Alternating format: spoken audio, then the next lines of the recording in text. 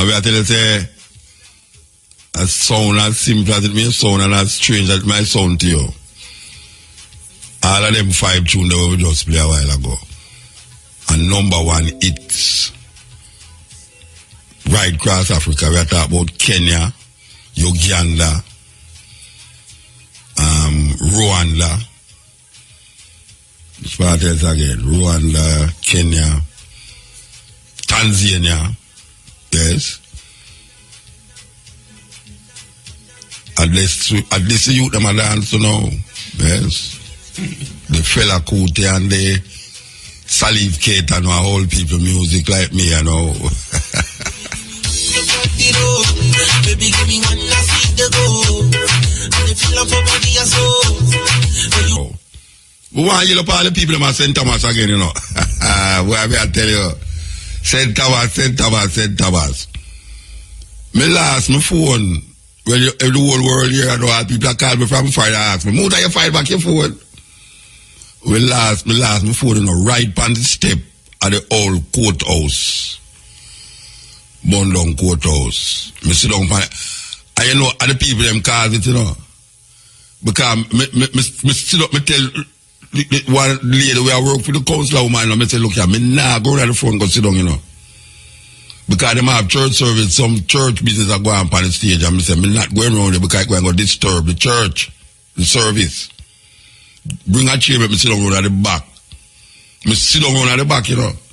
Quite comfortable road at the back, you know, me and man get up at the stage. I want to hear up Mutabaruka behind the stage.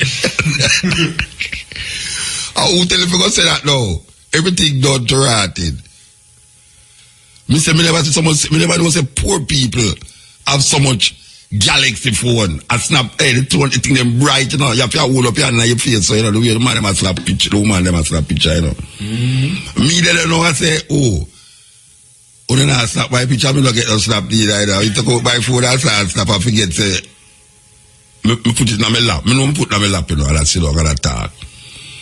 But you know, so me forget, say, the phone in my lap, and me get up. And the phone drop on the ground. Me know how that happened, you know, the phone drop on the ground, because 2 times it happened, you know. But see, the last time, now, me well one left there. Because we said the next morning, I have to come back there. Then I go back at the hotel room and I look for the phone, no hotel. I mean, drive, go back down there, you know. But you know, say by that time, somebody find the phone. Anyway, the people might say, Muta, you get back your phone, man. No worry yourself, no worry yourself. Well, you know something, me not worry, you know. Me not worry, believe you me. Whether I get it back or not, me not worry. But me love get it back because me have a whole heap of information in there. Whole heap of phone number in there where very important to me. The phone number there, more than anything else. Very important to me. A whole heap of music when me download. Where people send me for me email. Yeah, man, I'm not going to hear him tune and say, hey, you see that boy over there, Muta. You know, like me send him a tune email and me not hear it. Me I tell you, brethren, me download it on my phone and them thief before. Well, I tell them thief it. Me not going to tell them thief it. Me I say, somebody find my phone. With enough music in there where people give me for play upon the radio. Me I tell you, enough tune in there where people give me for play upon the radio. So you me I make an appeal now. Me I make an appeal to all the people them who know me number. Me want you text me your number and your name. That me can get back my number them. Message I go get? No, me don't want no message from nobody, you know. Me don't want no message, no love message from no woman. And no. Hey, me don't like a boy the message from the woman, you know. Me want any man who knows say, or woman who knows say, me supposed to have him number. Me want you just text me back your number and your name, that me can put it back in our phone whenever me get a good phone again. Because believe you me not gonna make my life turn upside down too. One little galaxy last, you know. Me not gonna do it. I refuse to make it get me down. I want to get back my phone, but if I don't get it back, Muta tough luck. So you hear me I say now. I would have liked anybody out there who usually communicate with me, send back them number and them name beside it. Text it. Trust me, I'm never get the text. Understand? because well, it not nice. It not nice. Certain number me lose. I know me. I tell you, say them people that go vex because them go say you so long me email Muta and them no email me so long me send Muta my phone number if you call me back and them no call me back. Some student, you know, you have some student out there where invite me at them school, you know, I send them my number and say, alright, so my number, yeah. No, them go to all email me back, I mean, text me back, I mean, no. Anyway, that's how it go. You know, say, once again, IRFM have done it again. Draw out the people, them, to come out to a very major historical event, the trial of Governor Eyre. And you know, say, believe you me, if you never did it, man, trust me, man, you miss a presentation that, wow. Well, it's for all those who wasn't there, and for all those who gone to church and come back late from church and never hear nothing, we're going to play the trial in its entirety tonight. Yeah, we're going to play the whole of the trial.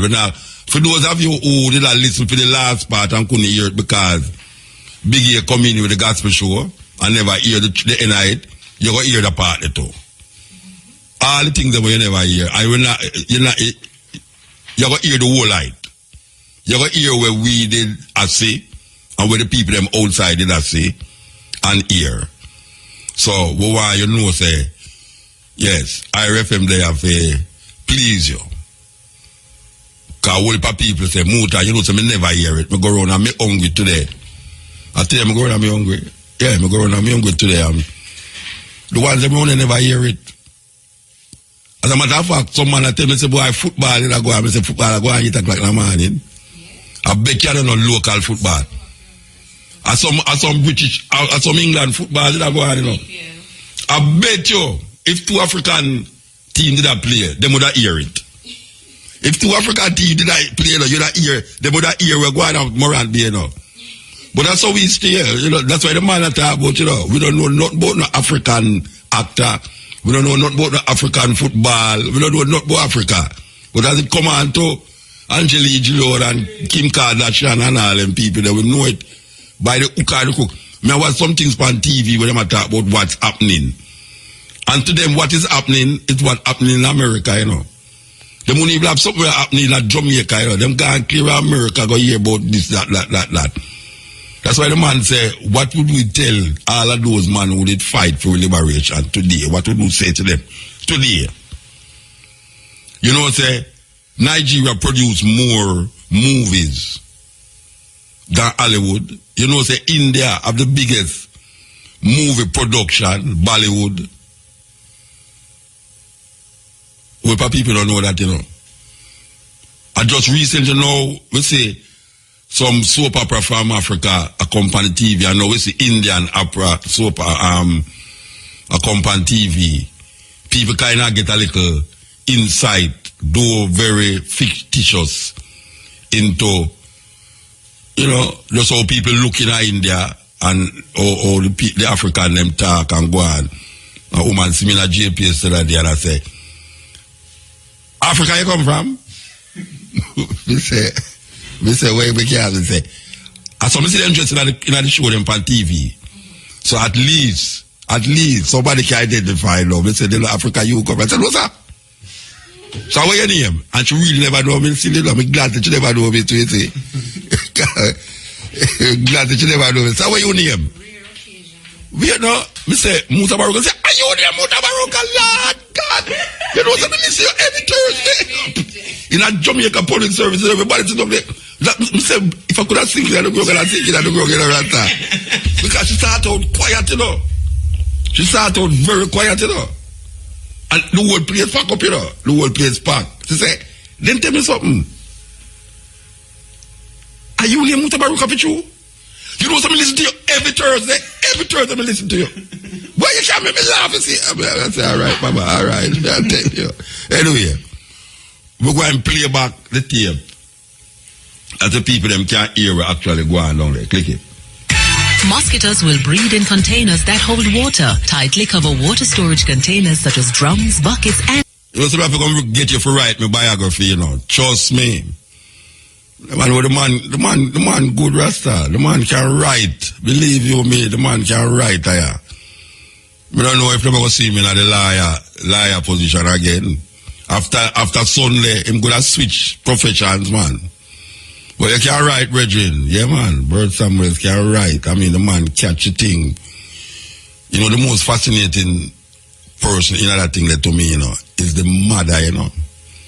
The mother, the Paul Bogle mother. She, I mean, like, you could have feel it when she attack inside of the courthouse, you know. You could have feel it, man, when she attack.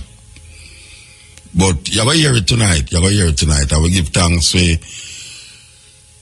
the situation we find ourselves in, that we can really be a part of these historical events. Yeah, we feel good for know so we can be right in the center of these historical events. Okay, so we never tell you, yeah, but we're going to tell you, say, Stepping Razor, I go venture Negril. The 12th, 2020 they already still, you know, 2020 there's some picture the other day there. Me I tell you, man, she never have nothing to climb up on again for no more back shot. So she really takes some good picture. She takes some good picture that Sunday there. Good picture. And that she never climb up nowhere. But we are gonna go on the grill for the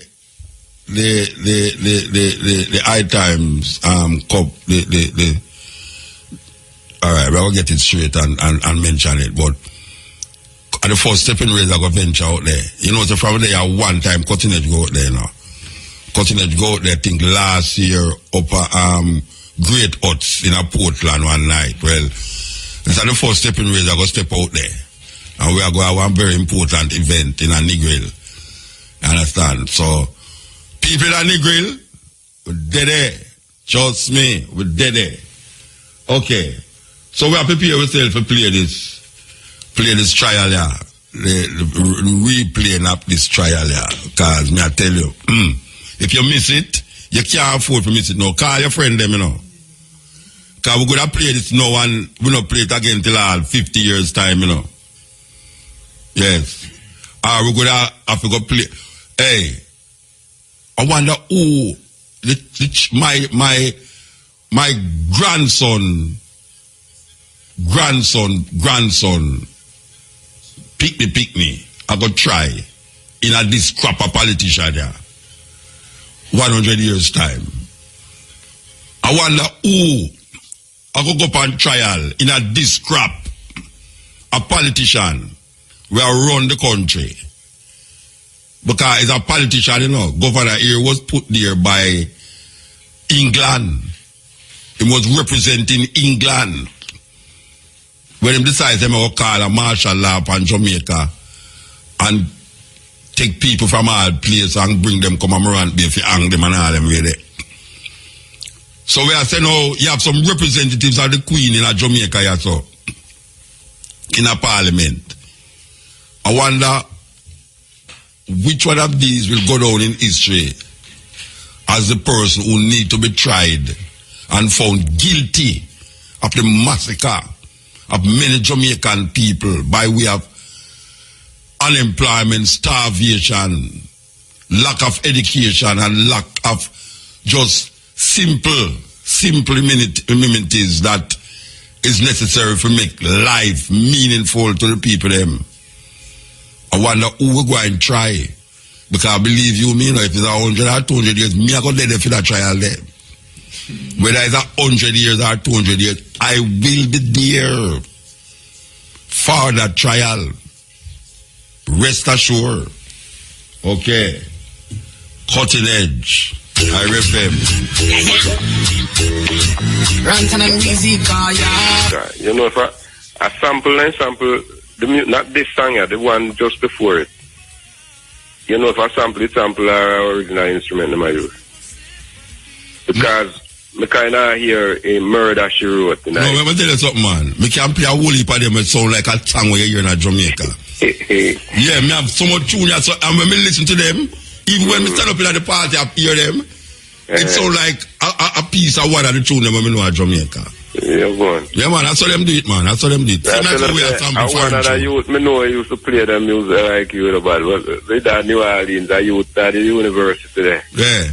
That brethren used to play some music from around the world, and them go Africa, Morocco, and them places. Yes. Take some of them, and some from down Brazil. Yeah. The brethren used to I used to play the African music, Brazilian music, and music from in all Haiti and them places. Yeah, man. You see them, you know, nowadays, and now, as me I tell you, say, it's this year music, them are the music now where the young people them in Africa listen to now, yeah.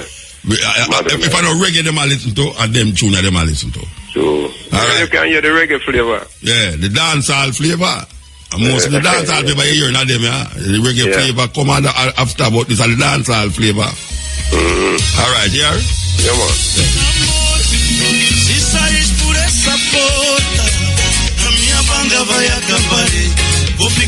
one was Angola, yes.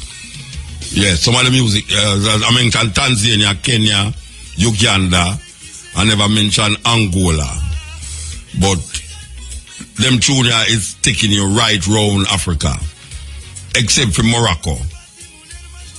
We never really go to Morocco and a different kind of music over there, so Arab influence over there, so, but yes.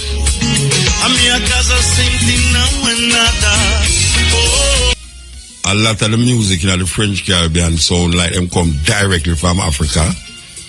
Yes, and even soca. Well, yeah, soca. I will put soca music sound like some music from the Congo. In a Zaire and them place there, where them call it Zoukos. And them have Zouk and them have Zoukos. Yes, they have the Zouk. The Caribbean Zouk from not Dominica, from Guadeloupe, Martinique. Yes, and you have the Congo, Zaire, up-tempo music. Tell you go to them party, them man. Me I tell you, man, you look at the people, them man, you could have ring them clothes, pure water, the amount of dancing. Africa not afraid to dance neither. Oh, Africa don't stand up in a corner and move. But you know, Ethiopia is I mean, people might not want to hear this, but we're going to say it still. You know, in Ethiopia, the man them dance with the man them. I don't feel no way, because you can't think nothing about it neither. Yeah, man, one night, me and Rebel and Cabo and think we did a party, man, and see the man them a dance, and the man come over, come beg me a dance, you know. That, me say no, but true, me no use that culture, you know, it's an Ethiopian, come look at me and say, look, don't even think about it. Don't think about it, you know, because that's just part of that style there, where the Ethiopian them, the man, just like how woman in a dance, the man in a Jamaica. The man them dance, the man them in Ethiopia and have no weird thinking. I just so it go. It's like how you have a man kiss a man when the man greet him in a certain part, or a Russia and them place, a man just kiss a man and no feel no way, you know the way there. So it just cultures in different cultures. I was frightened when the man come beg me to dance, you know what I tell you. I was frightened when the man come beg me to dance. And I flatly refuse to get up. It's a little situation there when we have Ethiopia, I tell you, I don't sweat going to Ethiopia. And I do man them turn up one side of the dance. The man them just grab the next man and start dance too. I don't know nothing. I just read that. Just like how we go to Africa and see the woman them not on the top. The young girl them not on the top. I just sweat go. Them not on the top, you know, so them not married. When them married, them put on something on the top. Eu sei que rei feio, mas infelizmente sou mais tarde arrependido. So in Ethiopia, you have certain part of Ethiopia where them have this disc where them put on them lip and stretch them lip. And the more them lip stretch, is the bigger the disc them put on the lip, you know. So them lip go way out so. And then them do it to them ears too. That them put a disc in them ears. And when the hole get bigger, them put a bigger disc. And to them it's beauty. That is beauty. You know, just beauty in beauty. Beauty is in the eye of the beholder. To we that look terrible. But in them thing that man see that man. Chow, me I tell you, man. Him stand up stiff like a soldier.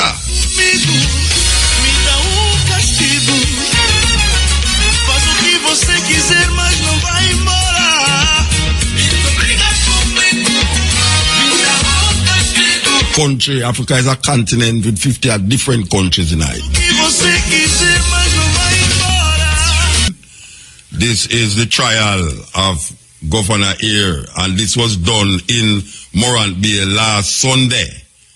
You understand? And this is a dramatic presentation written by the lawyer Bridget named Bird Samuels, who I yell up Bird Samuels, and Oldgate is I think he is the director.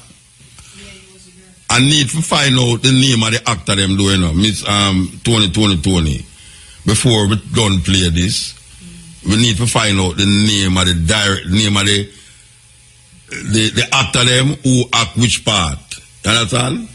Governor Eyre acted by this, that acted by. So you have about 3 hours to find that out. Okay, so here we go now. Alright, make we take this call first. Yeah, Eyre. Yeah, cause Bogle mother. Wait, you never hang up. Bad actress. You never hang up. Okay. But hey, what about the people them who put the ring them around their neck to stretch the neck? Yes. That's South Africa, I think. That's South Africa. Yeah, I'm not sure, I don't remember how it. Yeah. But you know, I want to put you to the people them too. I don't know if it happened at Jamaica. But you hear about the scam where the Chinese them are run on people of Kenya. With the rice? Ghana. With the rice? Yes. Yeah, they might cut up plastic like rice and mix it in the rice and sell people. You hear about it? You have to watch the rice on your toe. Right, man, I say if you come from China. What's that terrible thing that, man? What, man? The grain them look like rice, you know. That's what me hear, I see the picture. Yeah, so you can't tell no difference between the rice and the plastic them cut up in there. And them ship it to Africa and soon ship it come on your toe. Yeah, them say Ghana and Kenya. Yeah, that's terrible thing. So far. That's terrible thing. Man. Yeah, man, me hear about it, man. Plastic. Me hear about it. Give thanks. All right, man. Yes. So here we go now. This is a dramatization of a trial that should have taken place 150 years ago and never take place after that brutal man slaughter many Africans in Morant Bay and slaughter some who never there in a Morant Bay to bring them to Morant Bay and slaughter them. The man named Paul Bogle, who was said to be the head of that. I know me say Paul Bogle the head of it. No. It's the woman who told the story that let me tell you better that what they have to laugh at. You need to find out the name of the woman too, you know. Sure. The woman who threw the first stone in the building that she caused the problem. And she caused the whole thing to start. Because Paul Bogle never got down there broke the wire, you know. Paul Bogle go down there to deal with that situation we are going to the court.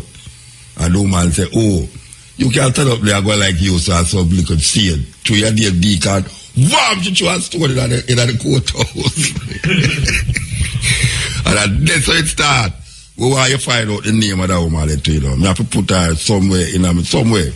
I have to have her somewhere in my psyche, that woman. Okay, here goes. Or the queen against the defendant.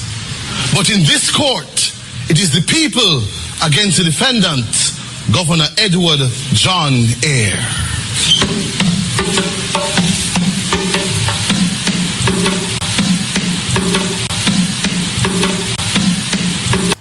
But in this court, it is the people against the defendant, Governor Edward John Eyre.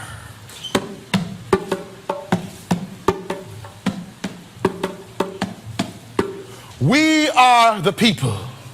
This is Jamaica, and you will not be tried on behalf of the crown. Oh no. The crown for far too long has been far too concerned with floggings and hangings and burnings.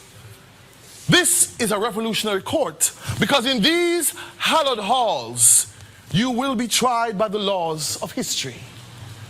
This is a revolutionary court because you are being tried by the laws of your time. This is a revolutionary court because you are being tried by the laws of these times. This is a revolutionary court because you are being tried by the laws of humanity and morality. Governor, you have been taken out of time and brought here to stand trial. Not on trumped-up charges, but on all the charges brought against you by various persons and civil groups since your calling for martial law in 1865.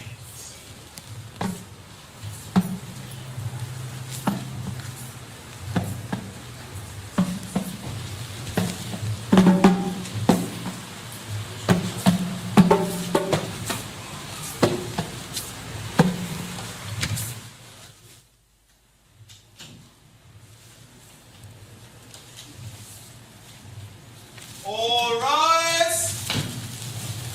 This honorable court is presided over by His Lordship, Justice Batts.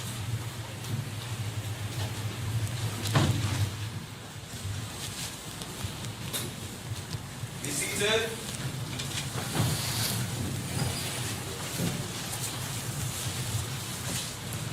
Mr. Prosecutor, what matter do we have here today?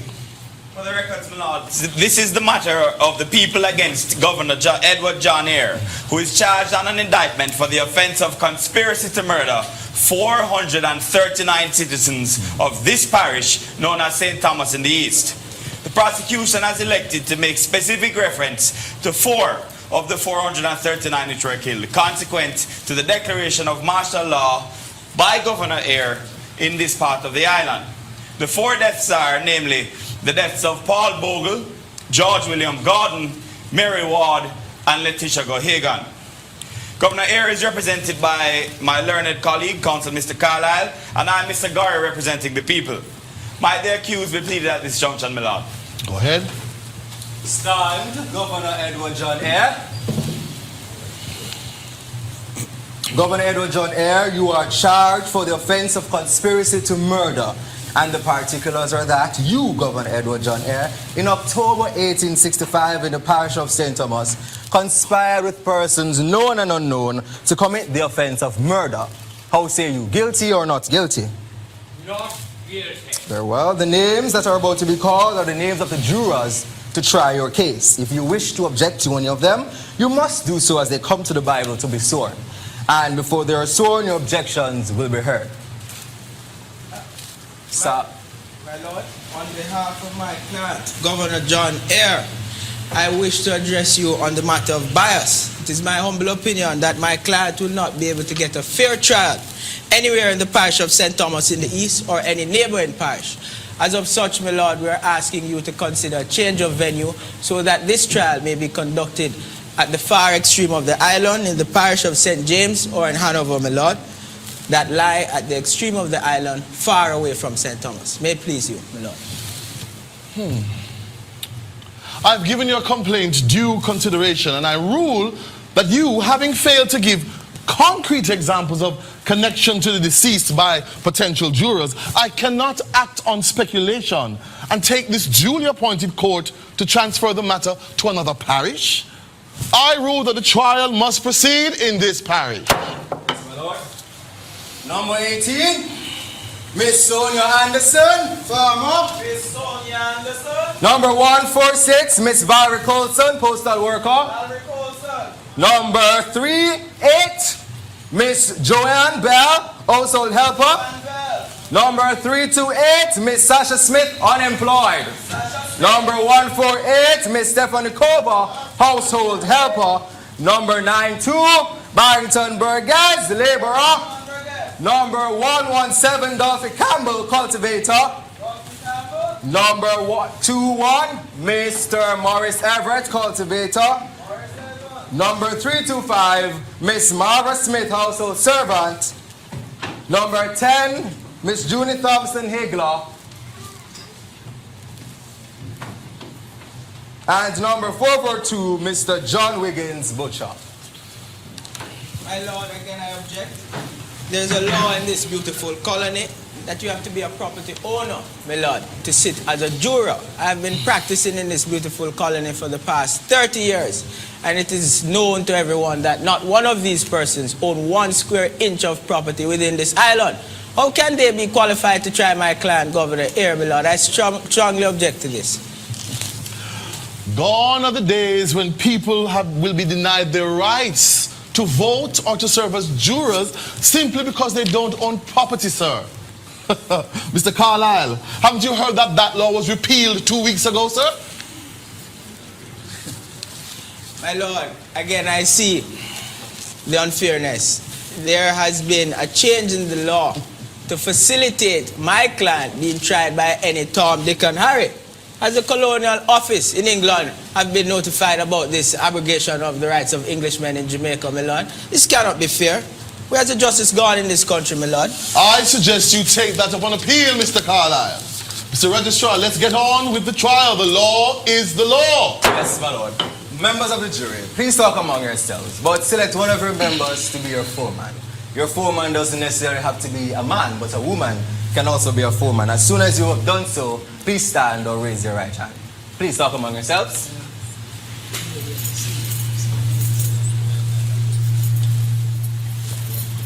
Very well. Mr. Foreman, members of the jury,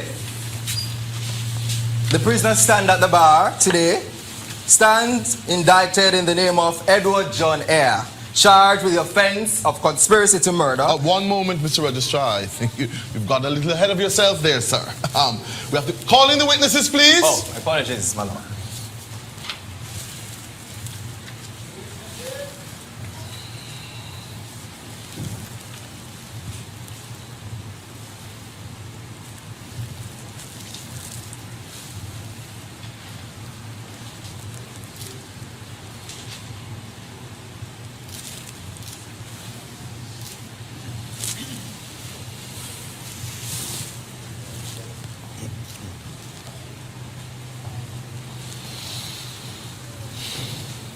Witnesses, have a look at these persons and see if you know any of them. You know none of them? No, sir. No, all right, thank you. You may go. Mr. Registrar? As I was saying, Mr. Foreman and members of the jury, the prisoner at the bar stands in the name of Edward John Eyre, charged with the offense of conspiracy to murder. And the particulars are that the said Edward John Eyre in October 1865 in the parish of St. Thomas conspired with others to order the deaths of 4 persons, that is to say Paul Bogle, George William Gordon, Letitia Gohagan and Mary Ward. To this indictment he has pleaded not guilty, and it is your charge therefore, having heard the evidence, to say whether he is guilty or not. Mr. Gorry? Mr. Foreman and your members, this is a very important trial. You will recall that one of the bloodiest periods, both for the parish of St. Thomas in the east and the island of Jamaica, was that which occurred last month in October of 1865. This led to several deaths. That is the loss of life of 439 persons. You'll notice, however, that Mr. Foreman and your members, that we've indicted Governor Eyre only for 4 deaths. And you can only concern yourselves with those 4 deaths today. His Lordship will tell you, and no doubt Mr. Carlyle will tell you, that Governor Eyre, that you cannot allow any pre-trial publicity to influence you in how you arrive at the verdict. You cannot take into consideration sympathy for those who have died or sympathy for Governor Eyre in this matter. We do not expect that any of you serving are connected to the 4 deceased in any way, nor do we expect that you're connected to Governor Eyre in any way. The history of this matter is that Governor Eyre was appointed by the colonial government to become governor of the island of Jamaica, and under his watch, the executions were carried out against the defenseless people of Jamaica. We intend to call 6 witnesses for the prosecution. You will hear from Paul Bogle's mother, Cecilia Bogle. She will give evidence as to how she saw her son hanged at the insistence of Governor Eyre. You will also hear from the wife of George William Gordon, Mrs. Lucy Gordon, and she will tell you that Governor Eyre had a motive to unlawfully cause her husband's death. Her husband was far from the rebellion of the people, but nonetheless, Governor Eyre hanged him because he had a motive to do so long before the period of rebellion. And then you will hear from a court-martial witness to his kangaroo court set up by Governor Eyre, as well as the relatives of the other deceased. You will hear how these women were hanged, one of them in a state of pregnancy at the time of her hanging. You will also hear from an expert witness on martial law. In this matter, you will notice that the governor is being charged for conspiracy to murder. Mr. Foreman and your members, a conspiracy is a mere agreement to carry out an unlawful act, an unlawful killing. And the prosecution is about to show you that Governor Eyre cannot resist the evidence that will be led that he gave the orders for these persons to be executed. Further, the unlawful act is that these people were fighting for their rights, and they acted in defense of themselves when they acted in this uprising by the people of St. Thomas in the East. In other words, their actions were justified. And the actions of Governor Eyre were motivated by racism and a failure to give the people what they wished. Mr. Foreman and your members, it is my duty as the prosecutor in this matter to tell you that you must listen carefully to the evidence. And when you are through listening to the evidence, the lawyers will address you. And finally, His Lordship, Mr. Justice Batts, will direct you in law.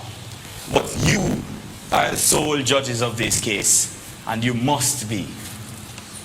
In coming to your verdict, if you are to come to a verdict of guilty, it must be that you have accepted the evidence that Governor Eyre conspired with persons known and unknown to carry out these vicious hangings against the four deceased without lawful reason or excuse. You must be satisfied beyond a reasonable doubt. And if you have any doubt in the matter, you must resolve them in favor of Eyre and in favor of Governor Eyre and return a verdict of not guilty. Now, if he is to be found guilty, you must be unanimous.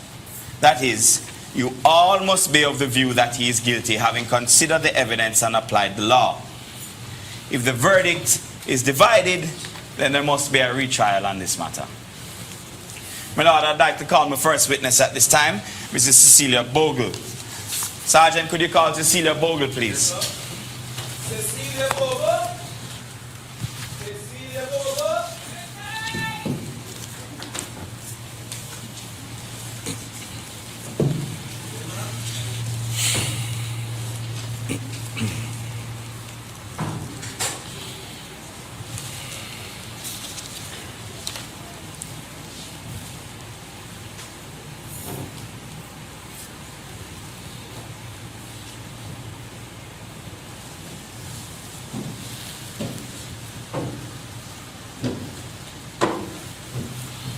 Bible with your right hand. Recite these words. I swear by Almighty God that the evidence I shall give between this matter, sworn between the people and the prisoner at the bar, shall be the truth, the whole truth, and nothing but the truth. So help me God. Thank you. Bless you, my Lord. Mr. Gorey? Grateful, my Lord. Your name is Cecilia Bogle, correct? Yes, sir. And you live in Stonygut in the parish of St. Thomas in the East? Yes, sir. Were you living in the parish of St. Thomas in the East last month in October of 1865? Yes. With whom? With my 5 children, sir. And of the 5, what number is Paul? Paul is my second child. Mrs. Bogle, what was your son Paul's occupation? Farmer. Would you describe him as a leader in the community? I don't know him as a leader, sir. He was a deacon, a man of God. So he was concerned with the people's salvation? Yes, and them living conditions. Living conditions. Could you explain that further for the jury, please? Well, He always used to say that the shepherd have to be concerned about how the flock eats. It's enough people starving down here, you know. And he always has said, you can't talk to dead people about salvation. So did he make attempts to ease the people's suffering? Objection, my lord, it's a leading question. Sustained. What was his relationship with the people, Mrs. Bogle? He was a man of the people. I saw me growing. Him feed who him could feed, but that could only go so far. I teach them how to fish, sir. But I saw them catch fish. I saw the governor and the people them box it out of their mouth. What do you mean by he taught the people how to fish? Him teach them how free man fi behave, sir. What them people you call free and no free, you know? Back and slavery them a try pan way. Free man supposed to walk and find food to feed himself. Free man not supposed to get beat up and lock up cause him cross land well locked down. Free man supposed to walk with dignity. Them things them my son talk up for. And them kill him feet, sir. Them murder him. Governor here make them murder my son. Mrs. Bogle, I notice you're looking a little tired. Would you like a seat? Thank you, sir. Now, can you recall anything particular about last month? Well, yes, sir. Me know say that my son take a group of people from Stony Gut, Fimorant Bay. But me never did go with him, you see. When we come up now, me hear say the police them a look for him. One day me in our community. And me hear when police come, them a look for Paul. But a group of people, sir, they run the police them out of the area. And me only hear when them shout, stop work for the governor and cleave to the block. Well, after that, sir, my son have to run up and down and hide. Oh, me there with him sometime. Me even hear when he asks him around them to help him, sir. Because the whole of governor here, soldier and police, them a look for him, sir. And he never do nothing, you know. Oh my God. Okay, Mrs. Bogle. So, do you know if he managed to hide successfully from the police? He might for a couple days well. But after a while, they catch him, you see. And the maroon them catch him. The maroon them catch him and hand him over to them. Oh God, sir. When me hear, me rush go down a Morant Bay. Me uncle see when them lead him off in our room. And me hear say them a court martial him. When we go in there, I try go in there, sir. They'll never let me in at all. And I saw them try me poor son behind on me back. God. Oh, Jesus. Oh. Can you continue, Mrs. Bogle?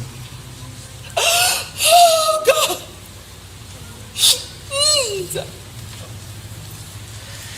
Do you know who was in charge of the island at this time? Yes, sir. Governor Eyre. And do you know Governor Eyre before today? Yes, sir. 3 times in all me see him. And him did that down there when them try me son. Him did down a Morant Bay too, sir. And do you see Governor Eyre before you in the courtroom today? Yes, sir. See him sit down over there, sir. And the white man that kill off me, sir. Do you remember anything in particular about the 11th of October, 1865? Yes, sir. That the day they carry me son to Morant Bay. See, they lead him out.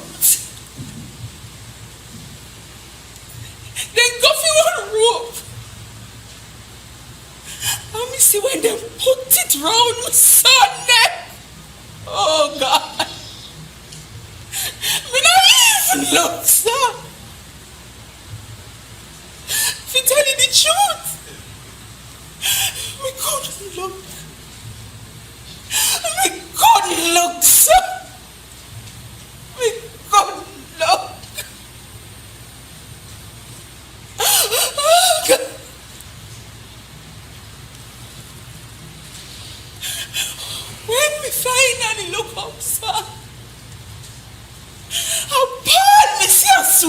from one room. Oh, God.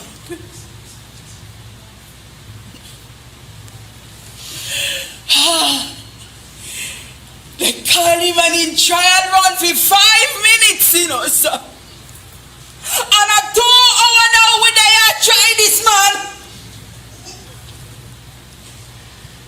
Do you know of your son involved in any illegal activity whatsoever around this time? No, sir. The man just dead, you see. He was a deacon for Baptist Church.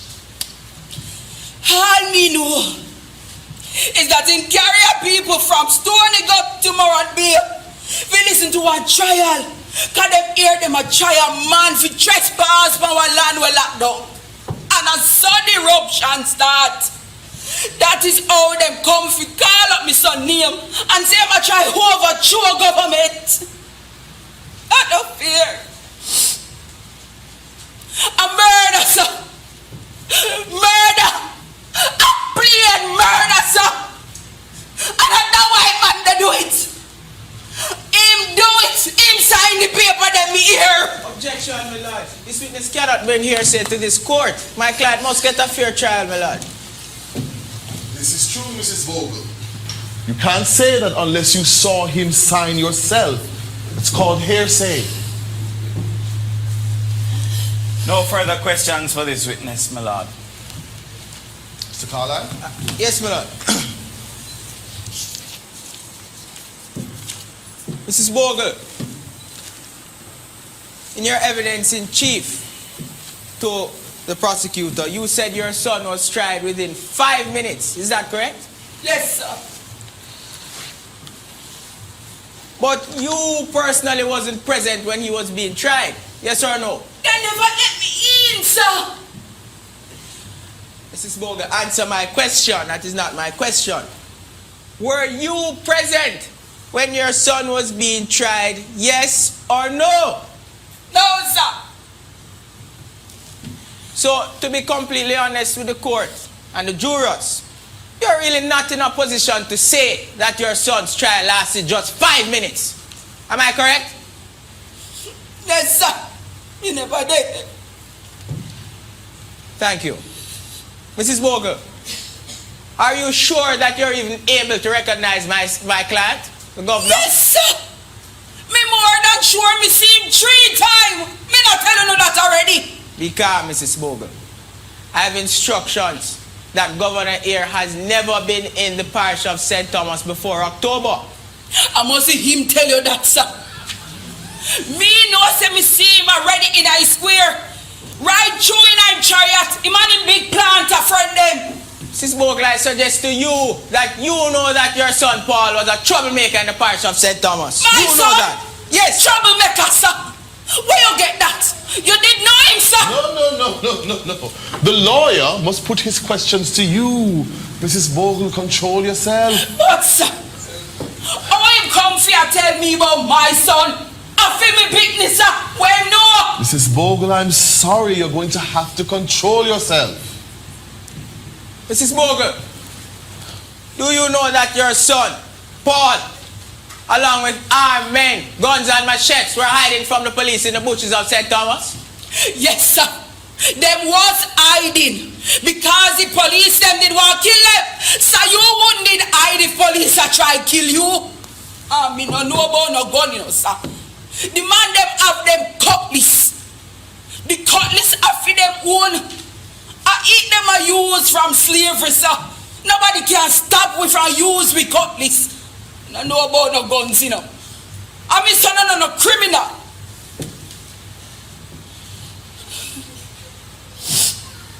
Do you know that your son and others went to mash up a court sitting in St. Thomas?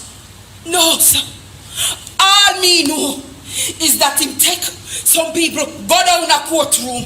Courthouse free, sir. Them go down there to listen if justice was given out. Because me tell you now already, the magistrate them and the planter them afraid. So what are you saying, Mrs. Bogle? Your son Paul was an angel. That yes, is what you're sir. saying? Him a war angel. See the devil back of you there. Him a the devil. Mrs. Bogle, I've told you once, I've told you twice. You need to contain yourself. Look, I understand that you have lost your son, but this is a trial where you have to follow the rules. Thank you, my lord. Mrs. Bogle, I suggest to you that your son is no angel and that he's a criminal. Your son was a criminal. Like you! Mrs. Bogle, this is the last time. You're aware that your son was planning to overtake the government of Jamaica, duly appointed by Her Majesty? Appointed by Her Majesty, sir. Now in a free long time. Slavery no go. Answer my question. Do you know that your son, Paul, was trying to overthrow the government of Jamaica? He and his son, he and his friend, my apologies, his friend George William Gordon. No, sir. But you no kill off Gordon too. And he never even did it. And finally, you're here to make up stories as if your son Paul was a saint and he was a criminal seeking to overthrow the lawful appointed government of Jamaica. Them no appoint by me, sir. Because me can't vote. Me never voted here. And my son is no criminal. My lord, no further questions for this witness. She's not helpful. Sorry, any re-examination? Yes, my lord. Mrs. Bogle, has your son ever been charged and convicted for any offense whatsoever before his sir. death? Him have a clean sheet. Him have a clean sheet. Judge, him have a clean sheet. Thank you, Mrs. Bogle. My lord, I'm through with this witness. No further questions. Thank you, Mrs. Bogle. My lord, the next witness is the wife of George William Gordon, sir. Could she be called Mrs. Lucy Gordon? Sergeant, could you call Mrs. Lucy Gordon, please? Registrar. Mrs. Lucy Gordon. Mrs. Come for me, please.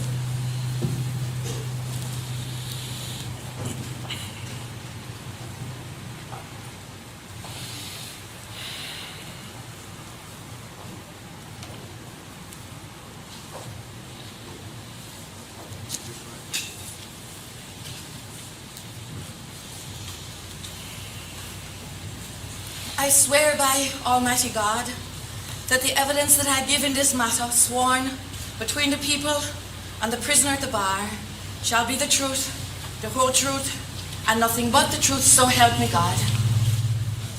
Mr. Gorey, you may commence your examination in chief. Grateful, my lord.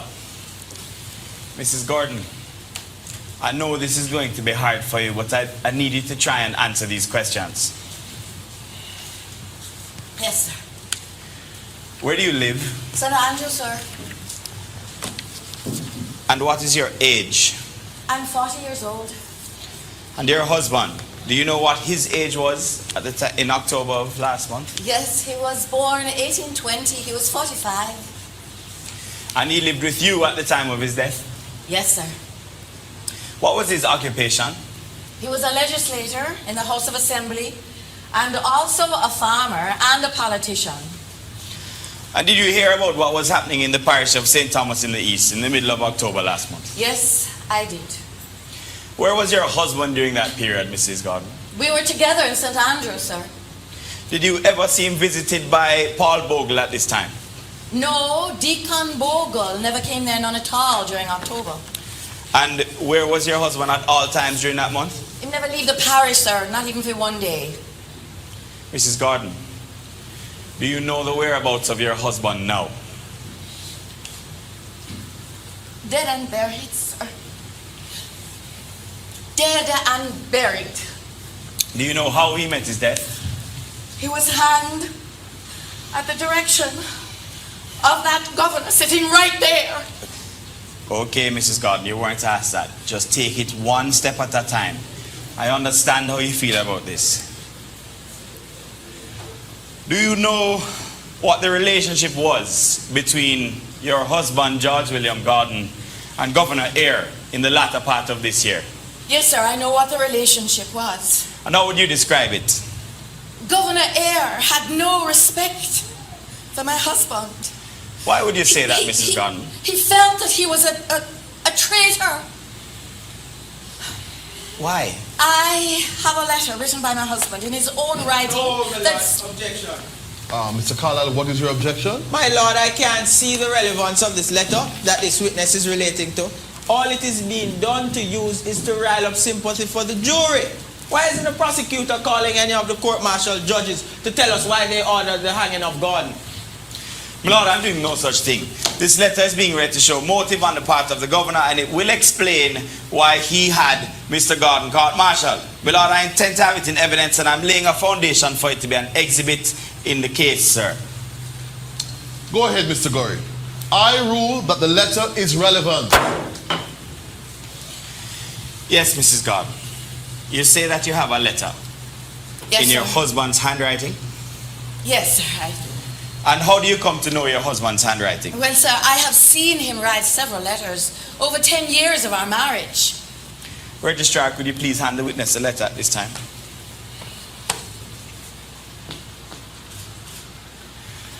Mrs. Gordon, what do you have in your hand? I have a letter written by my husband, sir. And how do you know it? I see his handwriting and I see his signature. What date is on it? 3rd of July, 1865. And it is addressed to whom? It is addressed to the Colonial Office, London, England. My lord. Objection. This letter is not properly identified. This witness has said that she did not write the letter. She's not the proper person for this letter to go through, my lord. My lord, what better witness you have to recognize a man's handwriting than his own wife of 10 years? She has said that she's seen him write on several occasions, and therefore, my lord, it is settled law. A layman can give evidence as to handwriting once the foundation is laid that he has seen the person write on several occasions. May I apply for it to be Exhibit 1 in this trial? I'm ruling that Mrs. Lucy Gordon is qualified to read and recognize the handwriting of her late husband on account of the fact that she's seen him write several times. Objection overruled. Continue. The 3rd of July, 1865. Greetings from the people of Jamaica. Every day we witness the maladministration of the law by Governor Edward John Eyre, and we must now speak out. He is endeavoring to suppress public opinion, to pen up the expression of the public indignation, but I tell you, it will soon burst forth like a flood and sweep everything before it. There must be a limit to everything. A limit to oppression, a limit to transgression, a limit to illegality. Okay, Mrs. Gordon, I understand how you feel when you have to look over these prophetic words by your husband, but please, try to contain yourself. Do you recall the 14th of October last month? Yes, I was at home, and the police came to my house, and they took away my husband. And I asked them where they were taking him, and they said that the governor had sent for him. What governor, ma'am? Governor Eyre. Governor Eyre, sitting right there, sent for my husband. And do you know why? All I can tell you, sir, is that after my husband wrote that letter, Governor Eyre had no further use for him. He called him up and he said, "Oh, you're a troublemaker in the island of Jamaica." Objection again, my lord. There's no evidence that this witness was present at that meeting with George William Gordon. I strongly object to this. Objection upheld. Mrs. Gordon, you can only refer to things that you have seen with your own eyes. Yes, my lord. Mrs. Gordon, the judge has ruled that you can't speak of the meeting with George William Gordon and Governor Eyre after he had written that letter on the 3rd of July. But what is it that you are really saying here, Mrs. Gordon? I know for a fact, my lord, and the jury, that Governor Eyre hated my husband. Exactly, Mrs. Gordon. So as you were saying before you were interrupted, he was taken by the police from your house? Yes, and I tried to go where they had taken him to look for him, but they wouldn't allow me, as his wife, to go in. He was a sick man, you know. He was a sick man, my lord. When they took him for his house, they took him, a sick man, and tried him. No jury was present. I was not allowed to go in there. It was court-martial. Is that justice? Mr. Foreman and your members, be quiet, please. You cannot show any emotions in the courtroom. So are you saying, Mrs. Gordon, that you were unable to see the trial of your dear husband? No, sir, I was not. But what I did see, though, was his execution. You managed to go there and you were able to look at it, Mrs. Gordon? Yes, I was, sir. I had to. He had written to me, you know, he had written to me 1 hour before he was hanged. Are you referring to a letter that is that's not going to be in evidence, Mr. Gorry? Certainly not, my lord. We have the letter right here. Any objection? Defense? No, my lord, no objections. Whenever we object, it's never meted out with approval. I trust that you're not saying I'm unfair. Those are not my words, my lord. Mr. Registrar, could the letter please be handed to the witness at this time? Now, you said that you have a letter written by your husband. What date was on it? Everybody knows that date, sir. It was the day that he was hanged. An innocent man. And that letter in your hands, Mrs. Gordon, do you recognize it as the letter he wrote before he was hanged? Yes. The handwriting is very bad. Because he wrote this 1 hour before he was hanged. And he gave it to a soldier to give to me. And I read it.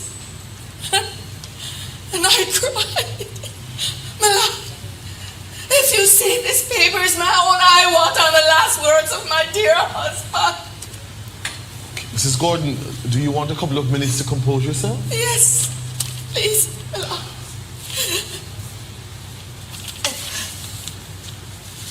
Do you wish for the court to adjourn so you can properly compose? No, Judge, no, for the sake of my husband, I will be strong. My lord, may she read the letter to the court? Yes, sir. Go ahead, Mrs. Gordon. I do not deserve this sentence, for I never advised nor took part in any insurrection. All I did was to recommend to the people who complained to seek redress in a legitimate way. Say to all friends an affectionate farewell, and that they must not grieve, for I died innocently. Comfort your heart. I certainly little expected this. Do the best that you can, and the Lord will help you. And do not be ashamed of the death your husband will have suffered.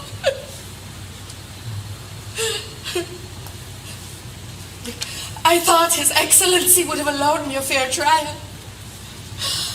If any charge of sedition or inflammatory language was partly attributable to me, but I have no power of control. May the Lord be merciful to me. I have been allowed 1 hour. I wish more time had been allowed. And now, may the grace of our Lord Jesus Christ be with us all. You are truly devoted and now nearly dying husband. Mrs. Gordon, are you sure you can continue? Yes, my lord, I was through. And how is it signed? John, it's signed G.W. on the lord. My lord, may I apply for this to be Exhibit 2 in this trial? Lord, I'm going to ask that both the letters be given to the jury at this moment so that they may have a look at them. Any objections, defense? Certainly, my lord. I think that when they go to the jury room, that is the opportune time for them to look at these letters, my lord. My lord, in any trial, the exhibits can be given to the jury during the trial. My ruling is that the jury is allowed to have the exhibits prior to going to the jury room. Mr. Registrar, you may hand the letters, please. Again, I see a clear attempt to prejudice the minds of the jury. They should be listening to the evidence, my lord. This cannot be a fair trial. I must bring it to the attention of Her Majesty in Council. You are free to take it on appeal, Mr. Carlyle. I have tried to protect this accused, as I have done with all the accused who appear before me. Nothing more, nothing less. My lord. Mr. Foreman, you remember you are not allowed to be emotional about this case. Be careful. My lord, this is again what I was referring to. This was my fear, my lord. Juror number 7 is crying. She should be excluded from the proceedings. She has shown up a clear bias against my client, my lord. This is a clear-cut bias. My lord, you will not be able to avoid any expressions of emotion in a trial such as this. No reason is being given for her crying. We don't know whether she's crying for the governor as the accused or for the deceased, and we are not allowed to inquire, my lord. My ruling is that the juror can remain. Mr. Gorey is correct. We will not give the reason for the crying, nor will we inquire into it. May we proceed, my lord? The jurors are through with the letters. Yes, Mr. Gorey, continue. Mrs. Gordon. Yes, sir. You said that while your husband was being tried, you were excluded. Yes, I was, sir. Now, do you know the verdict? Yes. My husband was sentenced to hang. An innocent man, sir. And did you attend the execution? My lord, this question has already been asked and answered. What are we doing here, my lord? Sustain. I went to Montego Bay, and then I went on, and he wasn't there. I was looking for him. And then I heard that he was in St. Thomas in the East. So I went to Morant Bay, and he was hanged, along with Paul Bogle on the same day.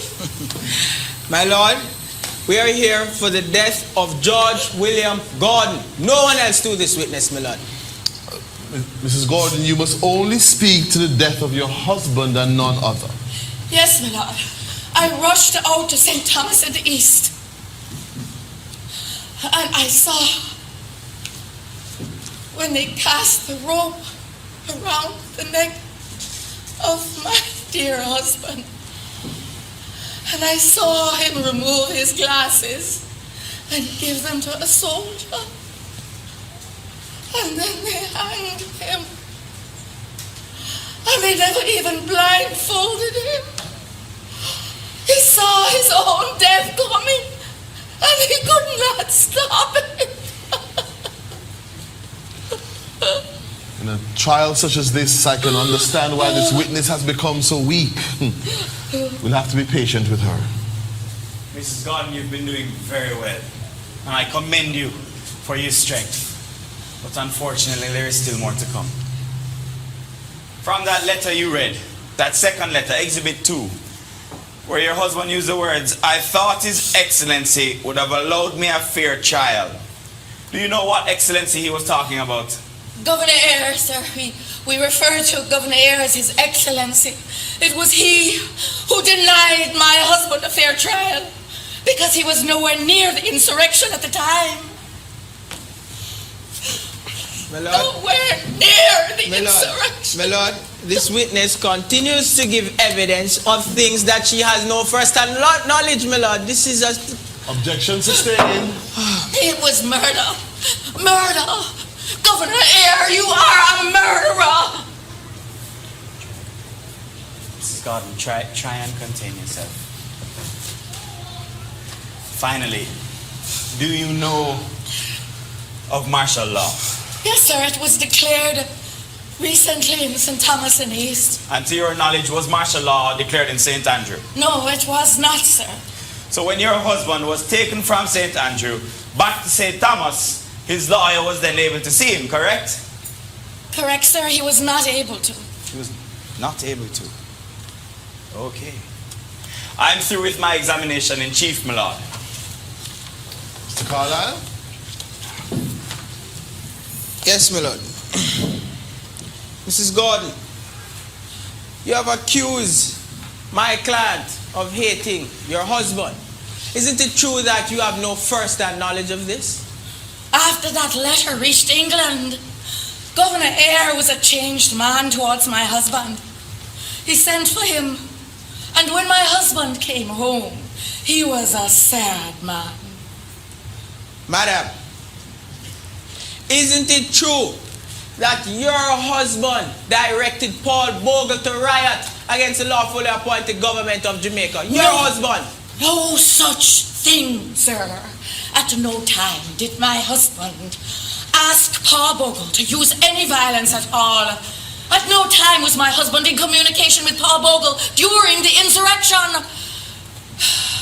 It is a figment of Governor Eyre's imagination and nothing else that my husband acted along with Paul Bogle in the uprising of the people. Judge, may I just say one thing? Mrs. Gordon. Governor Mrs. Eyre Gordon was upset because he felt that my husband's letter would cause his recall by the Colonial Office, and that is why he hated my husband. Mrs. Gordon. I am suggesting to you that you are well aware that your husband planned this insurrection along with Deacon Bogle. Untrue, sir. They were close, weren't they? Of the same Baptist church as George William Gordon. Yes, they were. And so what? They were close at the political level and at the church level. Yes, they were close on both those issues. However, they used no violence at all towards anyone in their endeavors to protect the poor people of Jamaica. In that letter, though, that you just quoted, he said, where's Exhibit 1, Mr. Registrar? This letter, he said that it will soon burst forth like a flood and sweep everything before it. Based on this letter, your husband threatened violence. He threatened to use violence. That was no threat. That was prophecy. But you would agree with me that he was tried and found guilty, wouldn't you? You call that a trial, sir? Where I could not go in? Where nobody could go in there? Where my husband could not get a lawyer to defend himself against these trumped-up charges? You call that a trial? My that Lord? is no trial, sir. Answer the question, Mrs. Gordon. Mrs. Gordon, I must caution you to answer only what you're asked. My lord, he was allowed only 1 hour between a verdict of guilty and his hanging. Is that fair? No, Mrs. Gordon. You cannot ask the lawyer questions. It is only the lawyer who can ask you questions in this sitting. I'm sorry, my lord. I am sorry, my lord. Mrs. Gordon, you didn't answer my question. Would you agree with me that your husband was tried and found guilty? Yes or no? It is a simple question. Mrs. Gordon, please answer the lawyer's question. Yes. Thank you. No further questions, my lord. My lord, may we have permission for Mrs. Gordon to go home? She lives all the way in St. Andrews, my lord, and it takes 4 hours for her to get there. No objection, my lord. I'll allow Mrs. Gordon to leave. You may go, Mrs. Gordon. I wish you all the best. Thank you, my lord. I would prefer to stay, my lord. As you wish. My lord, at this time I'd like to call my next witness, Miss Caroline Grant. Registrar, if you would.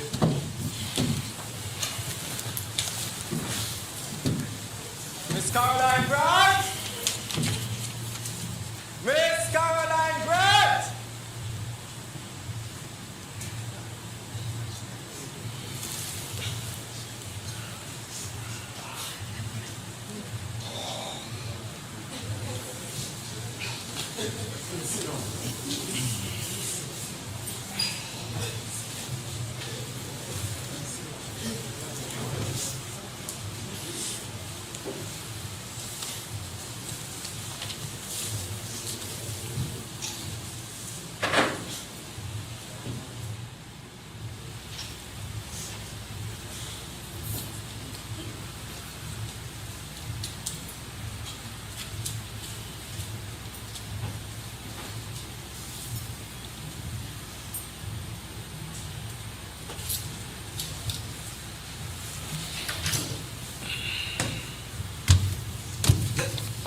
Stand. Take this Bible in your right hand and read this. Please hold the Bible. Thank you. And read this. All right? Repeat after me. I swear by Almighty God. I swear by Almighty God. To tell the truth. To tell the truth. The whole truth. The whole truth. And nothing but the truth. And nothing but the truth. In the matter. In the matter. Concerning the people. Concerning the people. Versus the accused. Versus the accused. So help me God. So help me God. Thank you. This sword, my Lord. Mr. Gory? Thank you, my lord. What is your name, ma'am? My name Caroline Grant, sir. And where do you But live? them call me Talawa in my district, sir. And where do you live, Miss Grant?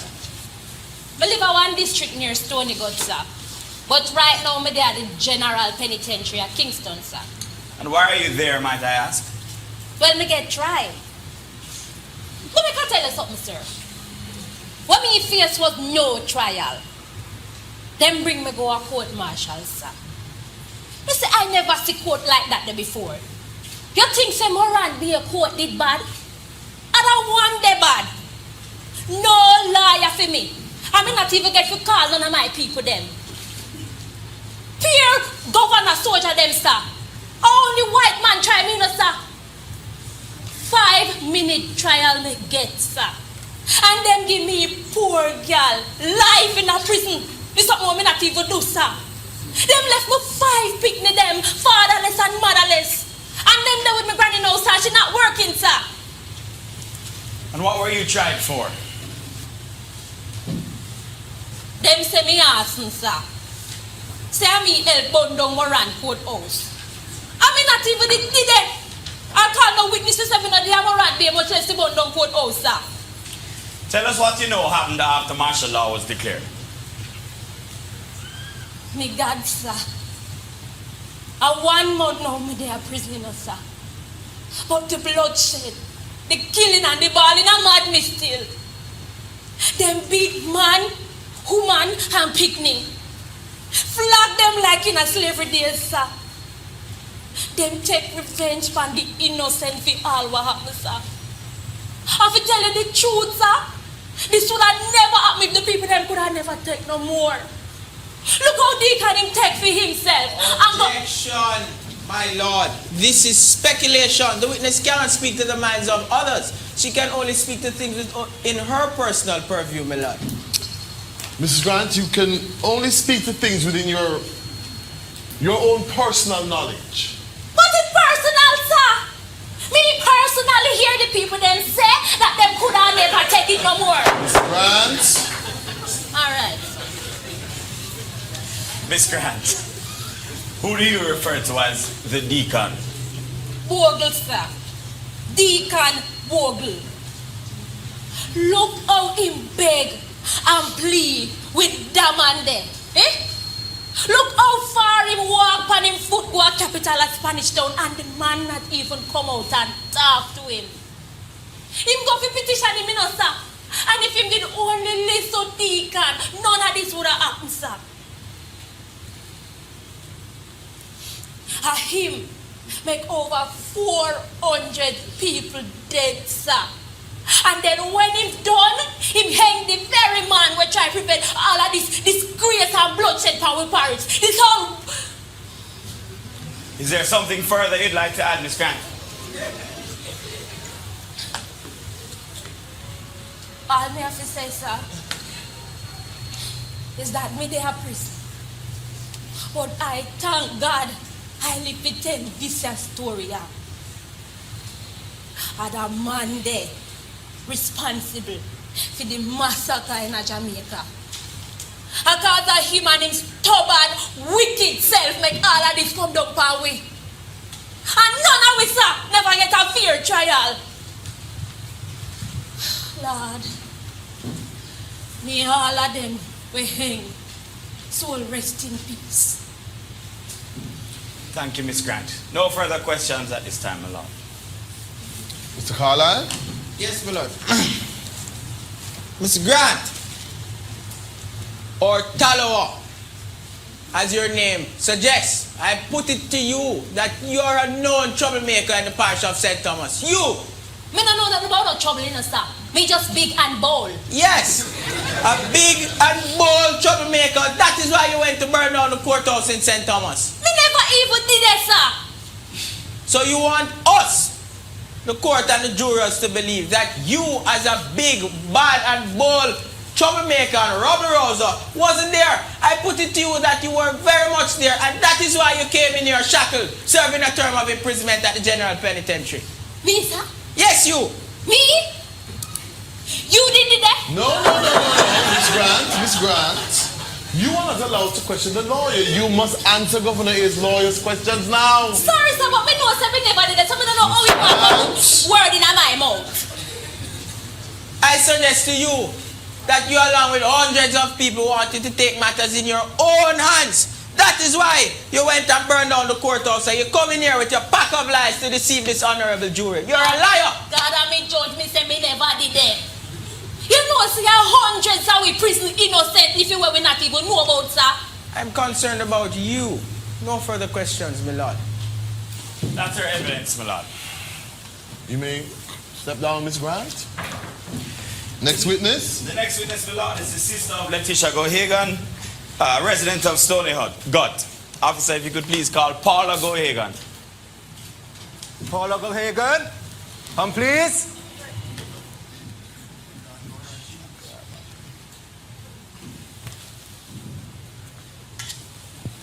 To the witness stand.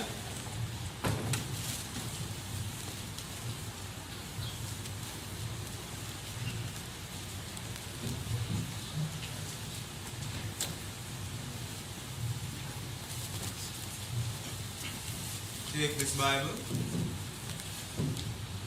and read.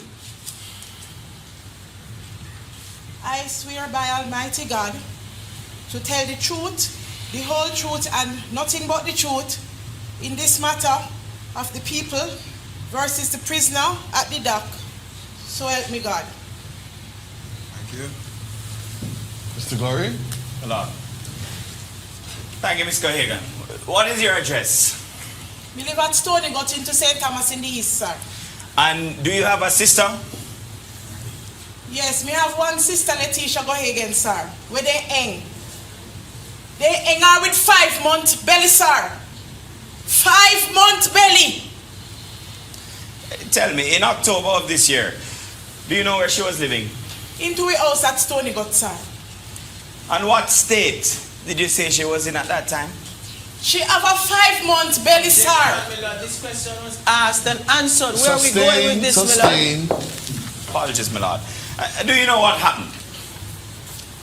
Me and her go down a rant here because we have one cousin where they on trial for trespass and we got to give him support.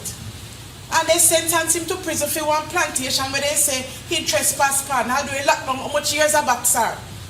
And they sitting down my sister, sir. She take one stone and fling in at the courthouse and they run her down. And it look like the police them know her good. Cause shortly after that they come and arrest her, sir, and drag her out there, sir. 100 that we get killed, you know, sir. And sir, after they drag her out there, you know, sir, would you believe me, Mr. Prosecutor, you must control your witness. Okay, my lord. Next question. What happened to your sister, Miss Gohagan? Them carry her, sir. And them put rope round her neck, sir. Them rope the woman with her belly, sir. And drag up the rope and hang the woman. My sister, sir. The poor sister don't even get a trial. You know, so they flat her before they hang her, sir. Me see it with me one eye. I don't even know if I this her devil in her belly, sir. I'm hang the woman with her belly, sir. And how do you know it was your sister? I feel like them hang her, you know, sir. broad daylight. I see her. My sister when me grew up with. You know, see my little sister, sir. And you see that man never see them over there like he can't mash hands. And him give the order for kill off the hundreds of people and my sister. He never have no mercy upon the breeding woman, sir. And how do you know it was the defendant that gave those orders? They know he my governor, sir. That must him give the order. Nothing like that couldn't go on without him say so. Who no think say people are idiot? And him give the order. Of course, Miss Gohagan. No further questions, my lord. Mr. Carlyle? Yes, my lord. I think I have one question. Miss Gohagan, you personally, you weren't present and you didn't see Governor Eyre giving any orders for anybody to be hanged, did you? No, sir. Me never present. Me only see him as the governor. I must him give the order. So what you're saying to the court and the jurors is that you're really not sure and what you're doing in court is making an assumption. You're not sure. Isn't that so?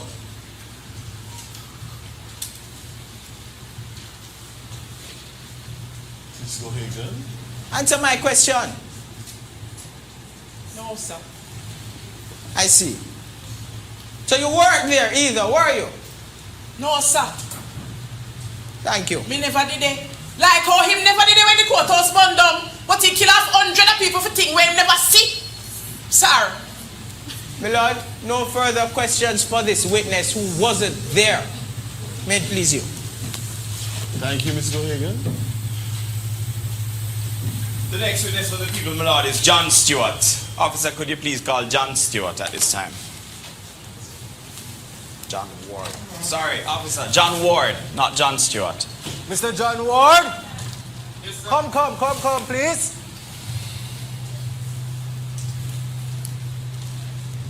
To the sergeant.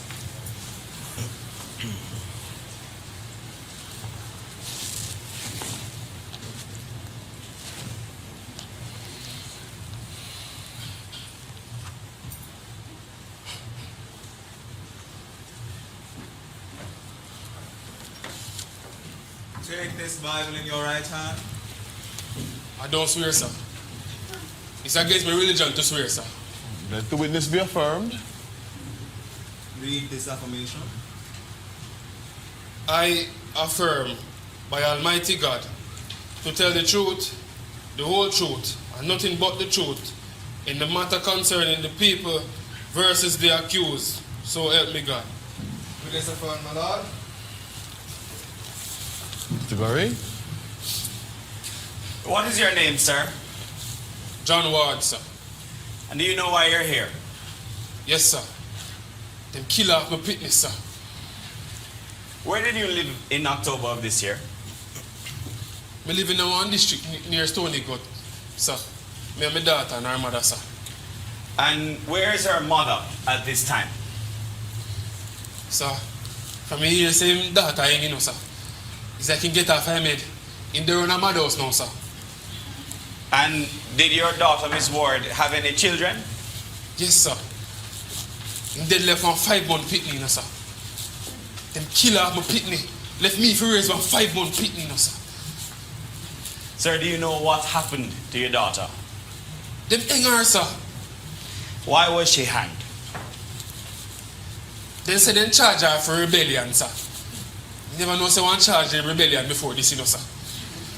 Soldier court. Them carry go the soldier court, sir. And them try without no lawyer, sir. When you say him, who do you mean? I saw we talk, man. I saw we talk.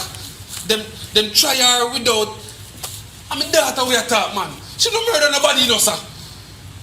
Them say she a rebellion people, and them string her up without a real trial, sir. God, man.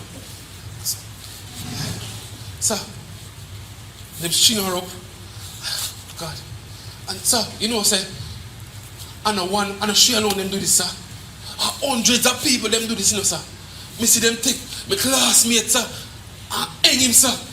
Me see them take poco people and string him up. Me see them take a woman with a belly, sir, and string her up and flag her, sir. What kind of man them this, sir? Oh, God, man. My lord, the prosecutor refused to control his witness, my lord. I'm afraid I have to agree with Mr. Carlisle. Mr. Gorey, witnesses must be controlled. Yes, my lord. Mr. Ward, how do you know your daughter was hanged? So me no go around this square, sir. Round a Moran Bay Square, and me see where them string up my daughter, sir. She kicking up, sir. And she fight when they put the rope around her, you know. She scream, me innocent, and they still string her up, sir. Oh God, man. What a disadvantage, sir. For me daughter no get no lawyer, you know, sir. Mary, my daughter, burn down courthouse, sir. She never even did it when the courthouse burned down. Yes, me agree, the courthouse burned down, you know, sir. But them don't know how to do it. And who see, nah talk. How who see them a suffer too, sir. Oh God, I lie them tell about my fitness, sir. God, man. Sir, you know who control the court martial, sir? And the same governor man there where appoint the judge them and the magistrate them, sir. And the same one where they call excellency, sir. Him, Governor Eyre, sir. And him appoint the magistrate and the judge them, sir. And the whole of them, sir, a planter man, you know. And the whole of them back him, sir. And him appoint the people that must shoot my daughter, beat and flag her, you know, sir. God, man. What a wickedness, man. Them is a evil set of people, sir. I know this is difficult for you, sir. But is there anything else at all that you'd like to add? Sir, it's like a pure retribution take the land since the courthouse burned down, sir. It's like it lucky in a wall heap of wickedness, sir. And from it burned down, it's like the wickedness fly free upon the people. I'm like a evil, sir. And I see him where, sir, court martial come after courthouse burned down, sir. I object, my lord. And the governor evil fly free upon the people, sir. Him evil, sir. Mr. Ward. Cannot be allowed to speak to everything, my lord. I agree with you with defense. Mr. Gorey, control your witness. No further questions, Lord.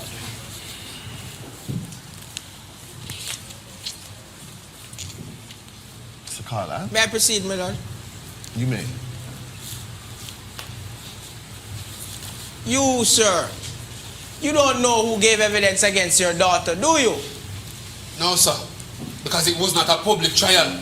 Court was supposed to try in a public, sir. But whoever do it, I lie them a tell. Because my daughter don't burn on the courthouse, sir. It's lie them telling. All of them is lie. Listen to what I'm asking you carefully. Do you know this governor personally? Him name Eyre, sir. Do you know him personally, the governor? No, sir. So you're not in a position to speak to his friends, are you? So me don't see them string up my daughter, sir. Me see them over the square and string up my daughter, sir. That is not the question I'm asking you. You spoke of his friends earlier. You don't know him personally, so you're not in a position to speak to this man's friend. Or friends, as the case may be. No, sir. And you personally don't know the soldiers or the persons that hanged your daughter. You personally don't know them. You want me to point them out, sir? If you bring them, we can point them out, sir. We know them. I'm suggesting to you that you're not in a position also to speak to whether or not those persons, the governor and the magistrates, are all friends. You're not in a position to say that. No, sir. Thank you, my lord. No further questions. I'm finished with this witness, my lord. Thank you, Mr. Ward. My lord, the next witness for the prosecution is Mr. James Stephen. Could he be called at this time?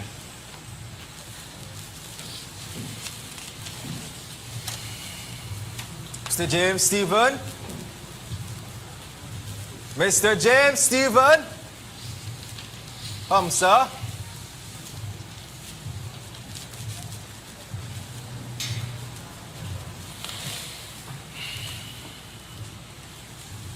Sir, to the witness.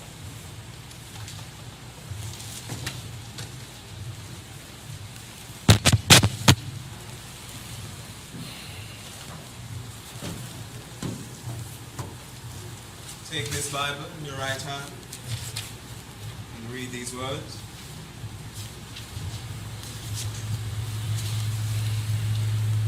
I swear by Almighty God to tell the truth, the whole truth, and nothing but the truth, in the matter concerning the people versus the accused, so help me God.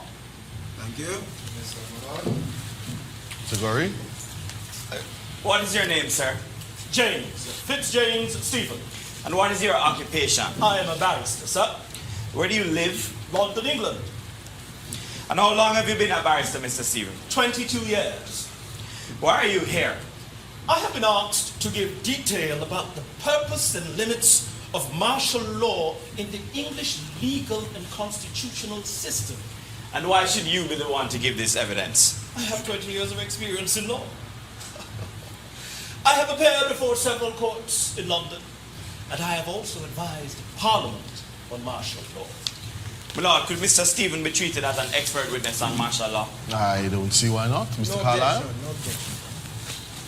Mr. Stephen, have you reduced your opinion on this matter in writing? Yes. My Lord, at this time I seek permission for the expert witness to read his opinion for the court. Permission granted. Go ahead, Mr. Stephen. I'm of the opinion that the officers sitting had no legal powers at all as a court-martial that could justify the execution of Mr. Gordon. They could only justify the execution of Mr. Gordon if they could show that that step was immediately and unavoidably necessary for the preservation of peace and the restoration of order. They had no right whatsoever to punish him for treason, even if he had committed it. Their province was to suppress force for force, not to punish crime. Mr. Stephen, where was court-martial declared in October of this year? On October 13, the governor of the colony of Jamaica declared the county of Surrey to be under martial law, with the exception of the city of Kingston. He also ended the martial law period on October 20th, 1865. What about the parish of St. Andrew, Mr. Stephen? Was that under martial law at this time? No. Mr. Stephen, where was George William Gordon apprehended? St. Andrew. And where was he tried? St. Thomas, in the west. East. In the east. Is it your opinion, Mr. Stephen, that Mr. Gordon was apprehended and tried illegally? Yes. That is my opinion. Thank you, Mr. Stephen. So, how does this affect Mr. Gordon's execution on the 23rd of October in 1865? No court-martial could have legally been held after October 20th. Therefore, Mr. Gordon's trial and subsequent execution by a military court was illegal. It was also immoral and downright preposterous. Thank you, Mr. Stephen. My Lord, I have no further questions for this witness. Mr. Carlyle? Mr. Stephen, Mr. Paula, you personally wasn't present at the trial of George William Gordon, were you? No, I was not. I see. In fact, you weren't even in Jamaica in October, were you, Mr. Stephen? No, I was not. I see. So you don't know what happened at all during that period, do you? I can read, sir, and I was informed.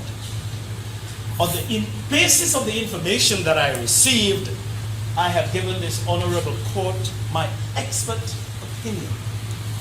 So your expert opinion, as I understand it, is based on what others have told you and not what you have seen for yourself.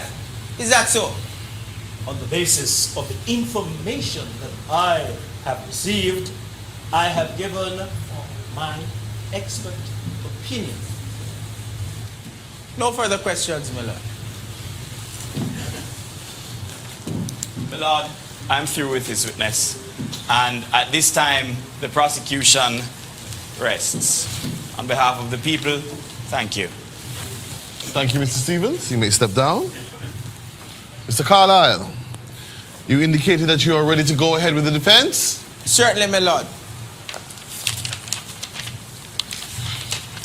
Now, let me make this clear to your client. Stand, Governor Eyre. There are three options open to you in your trial. You may wish to remain silent and say nothing. That is your right. You can give a statement from where you are. It's called a statement from the dock, where you cannot be questioned by anyone and give your side of the story, which is your defense.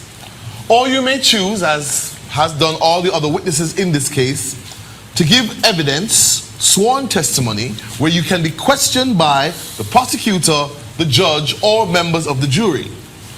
What is your client's option, Mr. Carlisle? In a bid to vindicate himself, my lord, he will certainly give evidence under oath. Very well. Governor.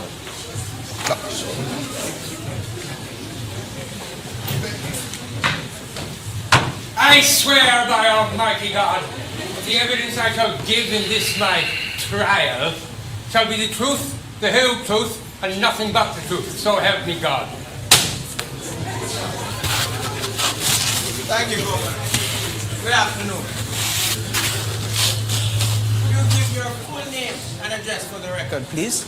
My name is Edward John Eyre, and I was born in England.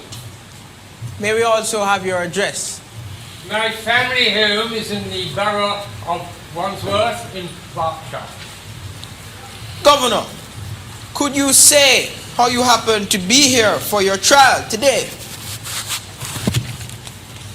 Yes, sir. Tell us. I carried out my duty as governor in this island at the time of rebellion. Governor, what was your occupation while in Jamaica in October of this year? I was governor. Governor for how long exactly? 3 years, sir. You're standing here, Governor, for the trial of 4 persons. Paul Bogle, George William Gordon, Letitia Gohagan, and Mary Ward. You know of this? I hear the names mentioned in the indictment, sir. Governor, before you go any further, how do you plead to the charge of conspiracy to murder these people? I am innocent, sir. Tell us and the jurors why you say you're innocent, Governor. In my role as governor in October, when this island was plunged into rebellion, I acted. What exactly did you do? As governor of this island, I took the steps that were necessary for the protection of the colony. These steps included what exactly? It came to my attention that the attacks on the planters and the plantations and the widespread nature of the rebellion among the people, it became necessary for me to take the decision to declare martial law. I see. And having declared martial law, what did that mean? As you are well aware, sir, martial law means the suspension of all civil liberty. Trials are carried out by court-martial run by officers of the Crown. But I only did so, sir, in defense of the realm over which Her Majesty appointed me to preside. I see. Do you, as of today, still stand by that decision to declare martial law? Yes, sir, I do. The country was in danger of succumbing to rebellion. I see. Are you aware that there was a commission of inquiry into what had happened? I understand this is so, sir, and I support any such inquiry, and I believe it should be such inquiry that is appointed to state the steps that were taken and the reasons given justified the declaration of martial law. I see, Governor. You were in court and you heard the testimony of Mrs. Gordon. Yes, sir. Are you aware that the legislator, George William Gordon, had complained to the colonial office about the way you were running this island? Yes, sir, I was so aware, and he was within his right to do so. And in fact, his wife said that this was the cause for your ordering that he should stand trial by court-martial proceedings. That is not so, sir. I had no part in that matter. He was tried by the court-martial. I had nothing to do with it. I see. Do you know George William Gordon personally? Yes, sir, I do. Did you have any political differences with him? Yes, sir. With him and with many others. But that does not mean it had anything to do with him being put on trial.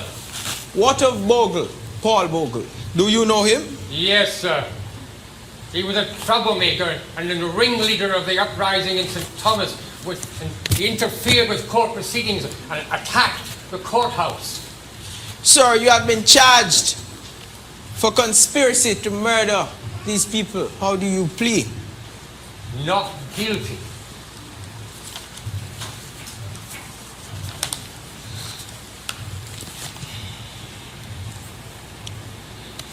Why is it that you say this? Is there anything like a particular structure? Sir, court-martials were justified. The trials were carried out by these court-martials. The persons found guilty by these court-martials were guilty, and I cannot be held responsible for illegal killings. There's a structure, sir, in the government of Jamaica that allowed me to declare martial law. And as such, I cannot be held responsible for unlawful killings. I see. Are you aware that one of the women that was hanged, that she was a pregnant woman? Are you aware that this woman was pregnant?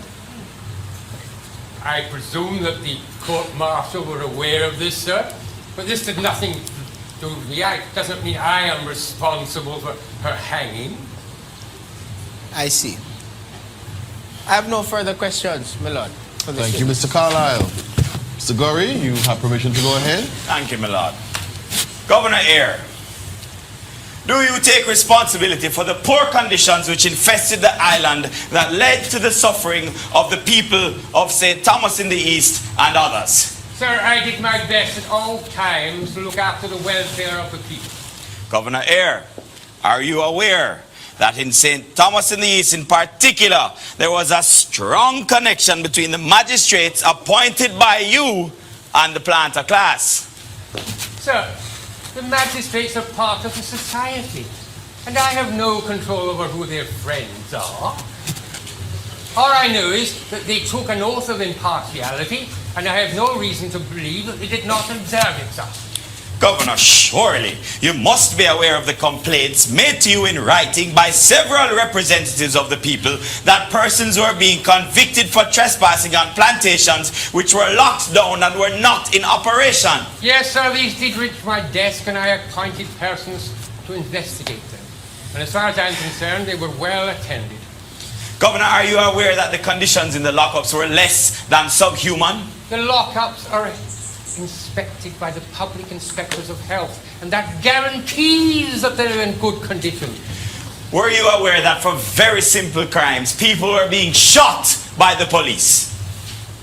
The matter of police brutality is concerned with gratefully. I ordered investigations of all sorts. Governor, you're operating out of Kingston, correct? Yes, sir. So how is it that you managed to monitor that which was happening out here in St. Thomas in the East? From time to time, I sent representatives to inquire of the magistrates, and they reported all was fine. But Governor, you must have known of the alliance between the magistrates and the planters. They sided over and against the people for the planters time and time again. Is that true, Governor Eyre? I know of no such complaint. Governor, turning to George William Gordon, Did you have good relationships with him? Good relations with him in October of this year? What was your relationship between yourself and George William Gordon? Sustained, Mr. Gorey. Yes, my lord. I am suggesting to you, Governor, that you well knew that George William Gordon was not part of the rebellion, yet you caused him to be court-martialed. Is that true? I reject that, sir. Everything was done according to the law.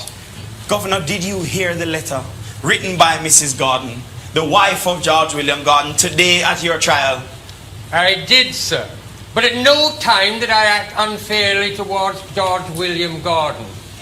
He was associated with Paul Bogle, who was responsible for the destruction and loss of property in the parish of St. Thomas.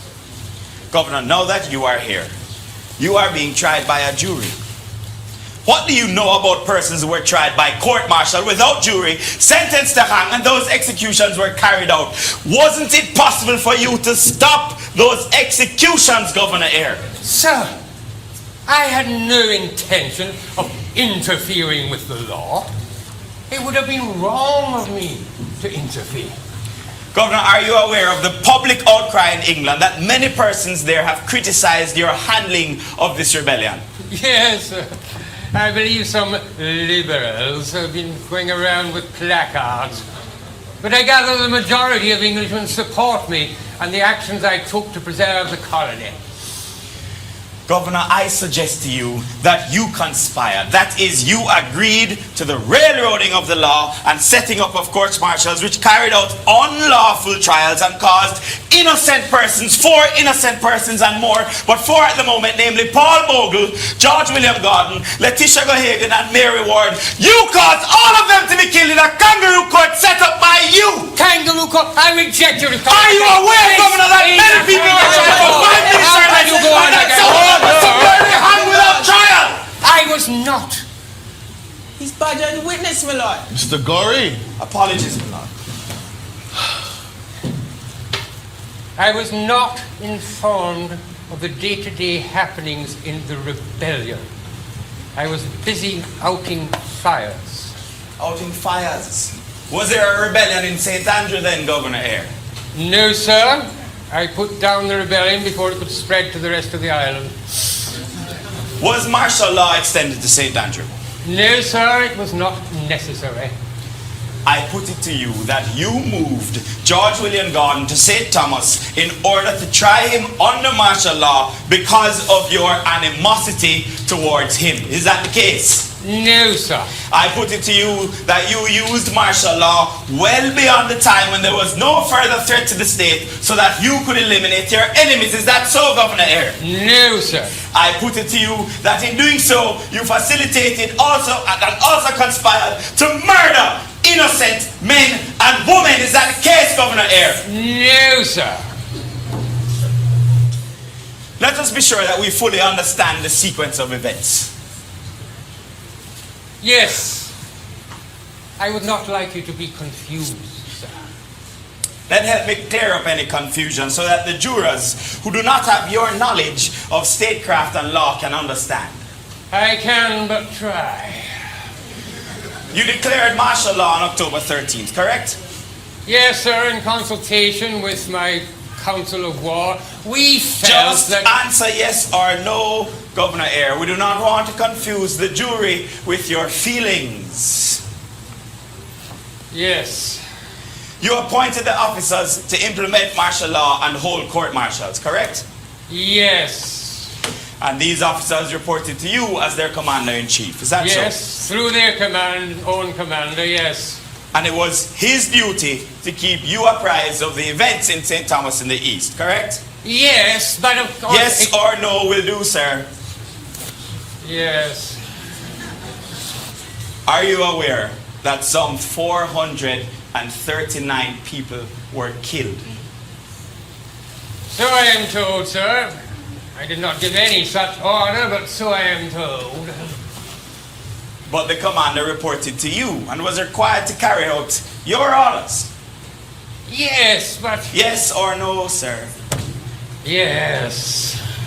and you ordered the arrest of George William Gordon and his subsequent removal to Morant Bay for court-martial, correct? No, sir.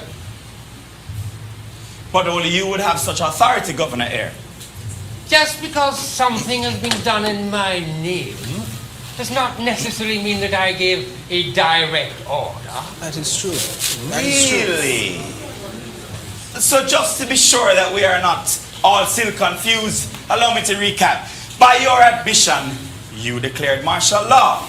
By your admission, you appointed the officers to implement it. These officers caused widespread destruction of property and were responsible for the deaths of 439 people, many of whom were shot down in their own homes. George William Gordon was illegally moved to Morant Bay, tried and executed. And yet, you are not to be held responsible for any wrongdoing in these events. Exactly. I was not responsible, and there was no wrongdoing. Thank you, sir. I think we all understand now. But tell me, do you expect us to believe that you were unaware of the nature of the trials? Do you expect us to believe that you had no hand in the trials of those you deemed as potential troublemakers? Do you expect us to believe that you were unaware of the ongoing slaughter of innocents long after any possibility of insurrection had passed? No further questions, my lord. But you have to... I said no further questions, my lord. Apologies, my lord. My lord, I have no re-examination for this witness, and we will not be calling any other witnesses on behalf of the defense. Thank you, Mr. Carlyle.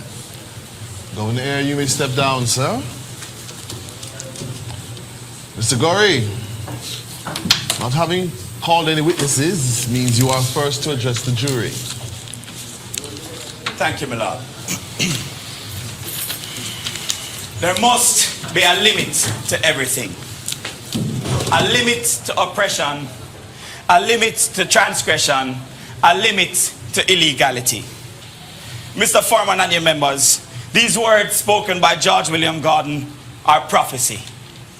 Gordon speaks as if from the grave, guiding us as to what action should be taken against Governor Eyre. A man whose oppression of the people of St. Thomas in the East and transgressions against the same people ended with illegality, death, and destruction. It is clear that in his high-handed way, this governor, who was set to be a servant of the people, chose to believe and act as if he was above the law.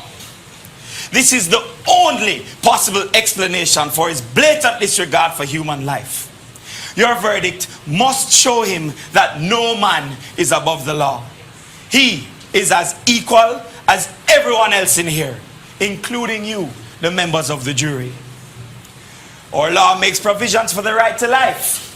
Governor Eyre operated as if he had the right to take life.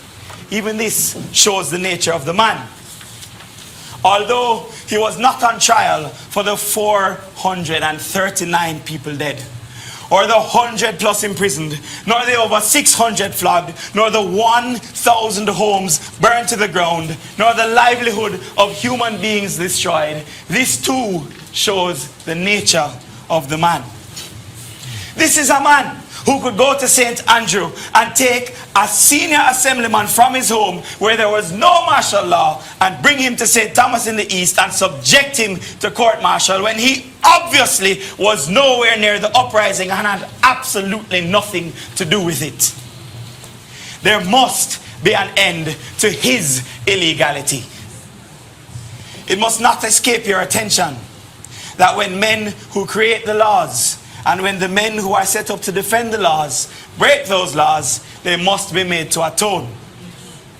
Under the cloud cover of martial law, this governor used his friends to judge and kill his enemies. This cannot be a transparent system. He corrupted the very system that he was sent to uphold. You heard Mrs. Gordon. You heard Mrs. Gordon reading from a letter from her husband. You heard that her husband was nowhere near St. Thomas in the East at the time of the uprising. You can conclude from the evidence that Governor Eyre well knew this, but he had a vendetta against George William Gordon. He was upset that Gordon dared to have complained to the colonial office that he was mismanaging affairs of this country. This mismanagement led to the impoverishment of the people of your parish, Mr. Foreman and your members. I think you should have no difficulty in coming to your verdict of guilty if you believe Mrs. Lucy Gordon. The governor was motivated by spite and hate, and he caused the death of a legislator, an honorable man, when there was no evidence to connect him to the lawful uprising of the people who were suffering. It is because the legislator knew Deacon Bogle, a fighter for the people. It is merely because he knew him why the governor felt that he was connected to him. But to know a man is not enough to say that you are responsible for that man's actions. But let us go to Paul Bogle at this time. What wrong did Paul Bogle do? You all are in this parish and you know the connection between the magistrates and the planter class. You know how many of your brothers and sisters have suffered at their hands in the course of justice against bad decisions, because these trials are not held on a fair basis. They are carried out by magistrates on behalf of the planters. And where there is no justice, there can be no peace. And because there was no justice in St. Thomas in the East, the people had to rise up. As a representative for the Queen, who issued a declaration ending slavery in 1838, this man unilaterally declared a new form of slavery on the people of Jamaica. Then, when they rose up in arms, they were subjected to a brutal reprisal so great that its horror is reverberating around the world even as we speak. This one man claimed authority to take 39 lives with impunity. This one man without conscience oversaw the murder of pregnant women. This one man stared in the face of two honorable men of the cloth and hanged them because they dared to speak out against his atrocities. There must be a limit to everything. A limit to oppression, a limit to transgression, a limit to illegality. You have heard the testimony of the expert witness who shared that Governor Eyre's continued abuse of his powers to try and execute people under the guise of martial law when the uprising had long been put down was illegal.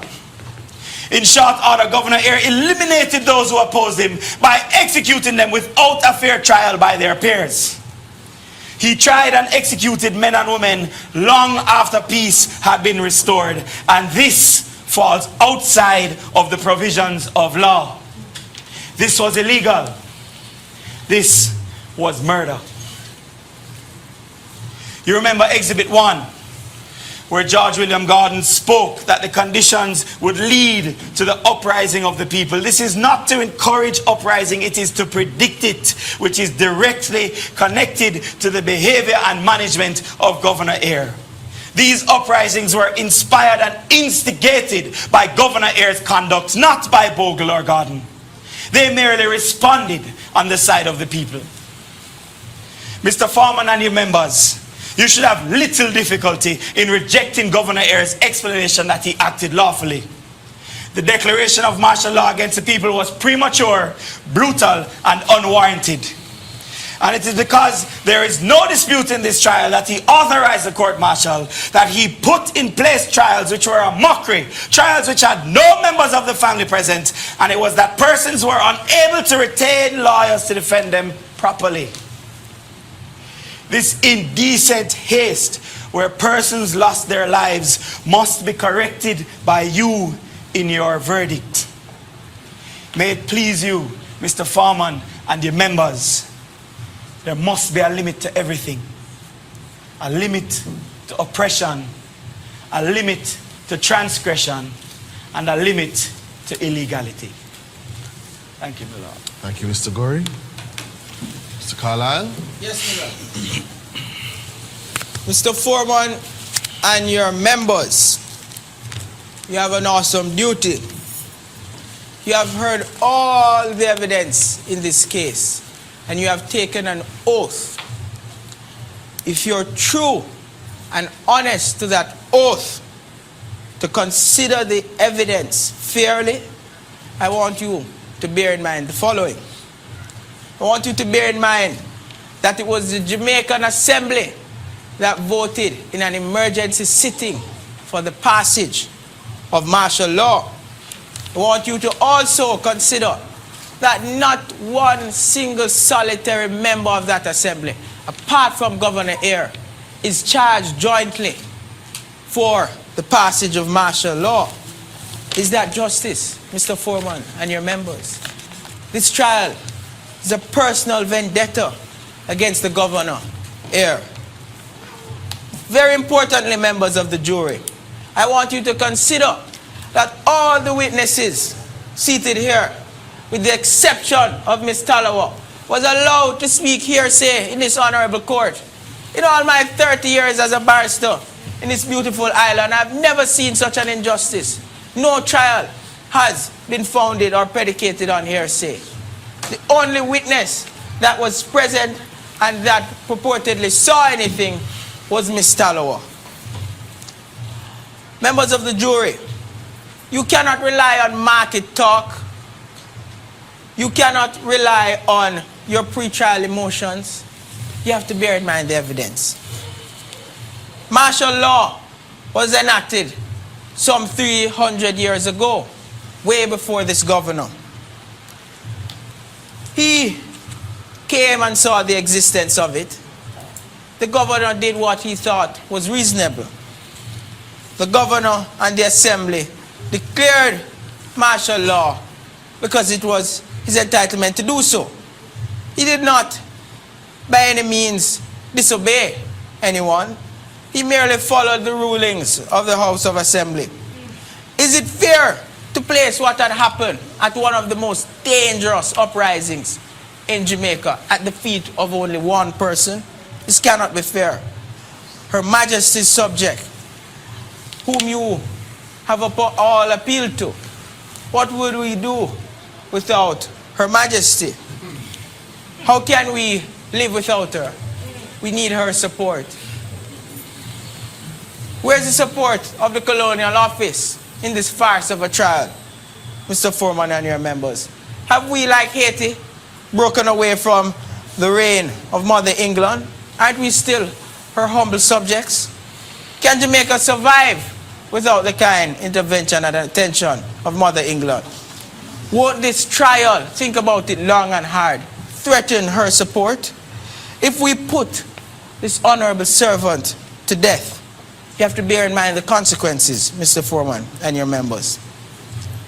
You may not know this, members of the jury, but the governor is celebrated in England as a person who had saved Jamaica from ruins. He put down an uprising which, if left unchecked, would have left the whole place, the colony, in turmoil. I ask that you remember these points carefully, Mr. Foreman and your members, and you must never forget that Governor Eyre had a responsibility in law for the good order and governance of this country. If there is an uprising, he has the necessary power. He must take the necessary steps to put it down. He was told that he was sworn here to protect the colony. I therefore ask that you look at his testimony. Do not approach it with any prejudice. Be not swayed by what you have heard about the governor. Be not swayed by the crocodile tears of some of the witnesses. I ask that you consider the evidence fairly, carefully, be impartial in your deliberations. The governor did all in his power to put down the looting, the burning, the wanton disregard for life. The entire island as was indicated, was falling apart. He had to intervene and take the necessary steps to arrest the situation, to arrest the persons responsible, to hold somebody culpable for the burning of the courthouse, for the disregard for law and order. Paul Bogle was a rebel who wanted to take matters in his own hands, to use less than lawful means to get the outcome which he desired. He's not entitled to burn down or attack the courthouse or to destroy the judiciary.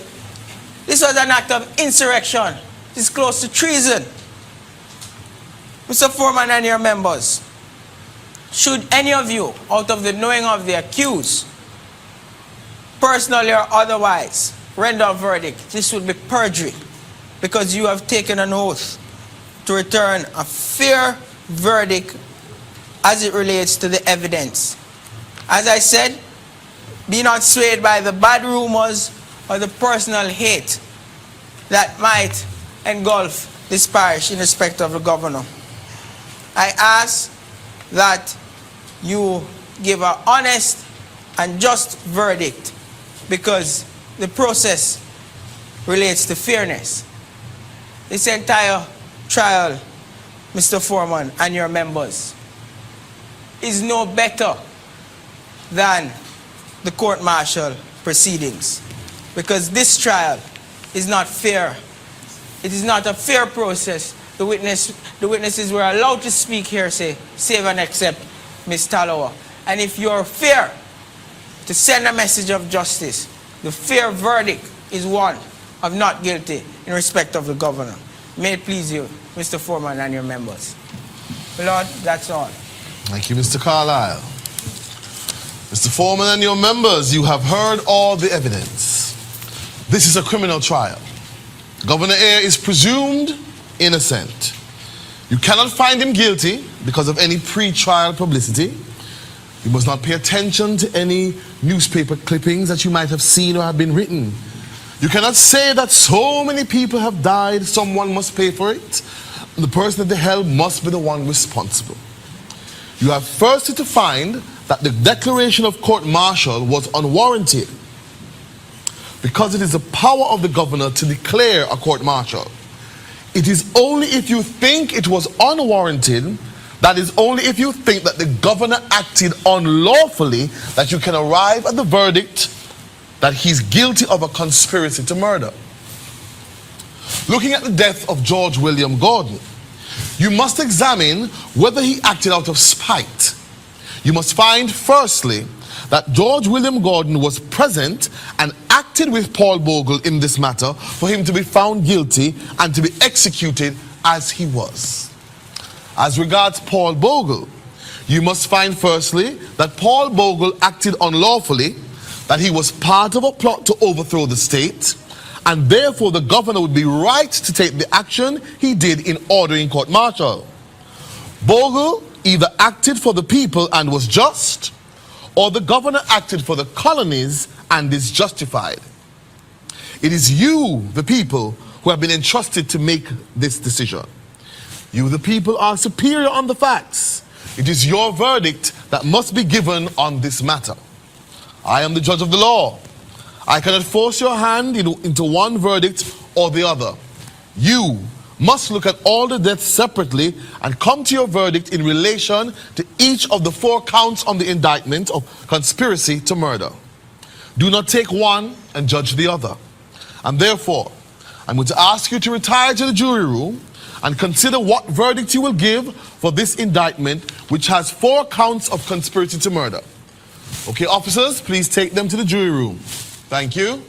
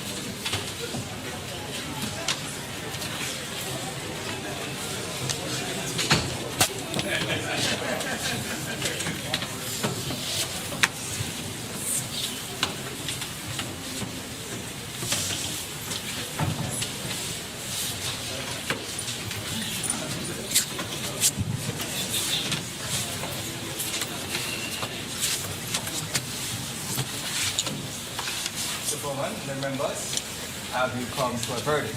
Yes, we have. Is it unanimous? Yes. And you've come to a verdict on all 4 counts? Yes. Very well. How do you say guilty or not guilty? Conspiracy to murder, Letitia Gohagan? Guilty. How say you conspiracy to murder, Miss Mary Ward? Guilty. How say you conspiracy to murder George William Gordon? Guilty. And how say you conspiracy to murder Paul Bogle? Guilty. So say you one, so say you all? Yes. Governor Eyre, please stand. You have heard the verdict of the jury. My hands are tied as to what the law says will happen to you. Governor, I have no say, as I've said before. The sentence of this court is that you shall suffer death in a manner as prescribed by law. The people have spoken. Take him away.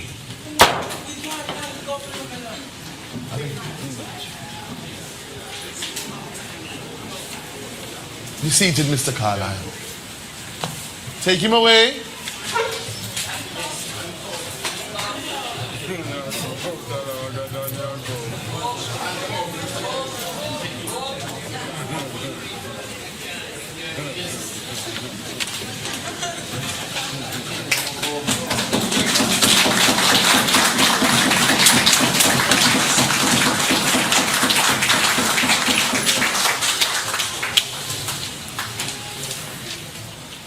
This session of the People's Court is adjourned.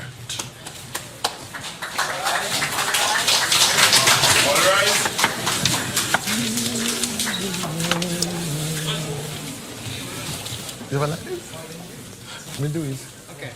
I had said this session of the People's Court is adjourned. Somebody said it. Yes? Oh.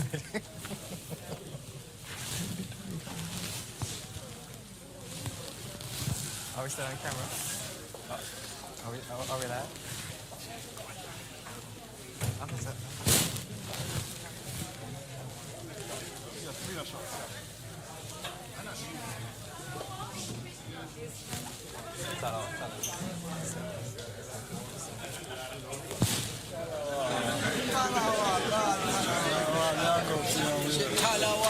I want a cash shot before you come out of cash shot.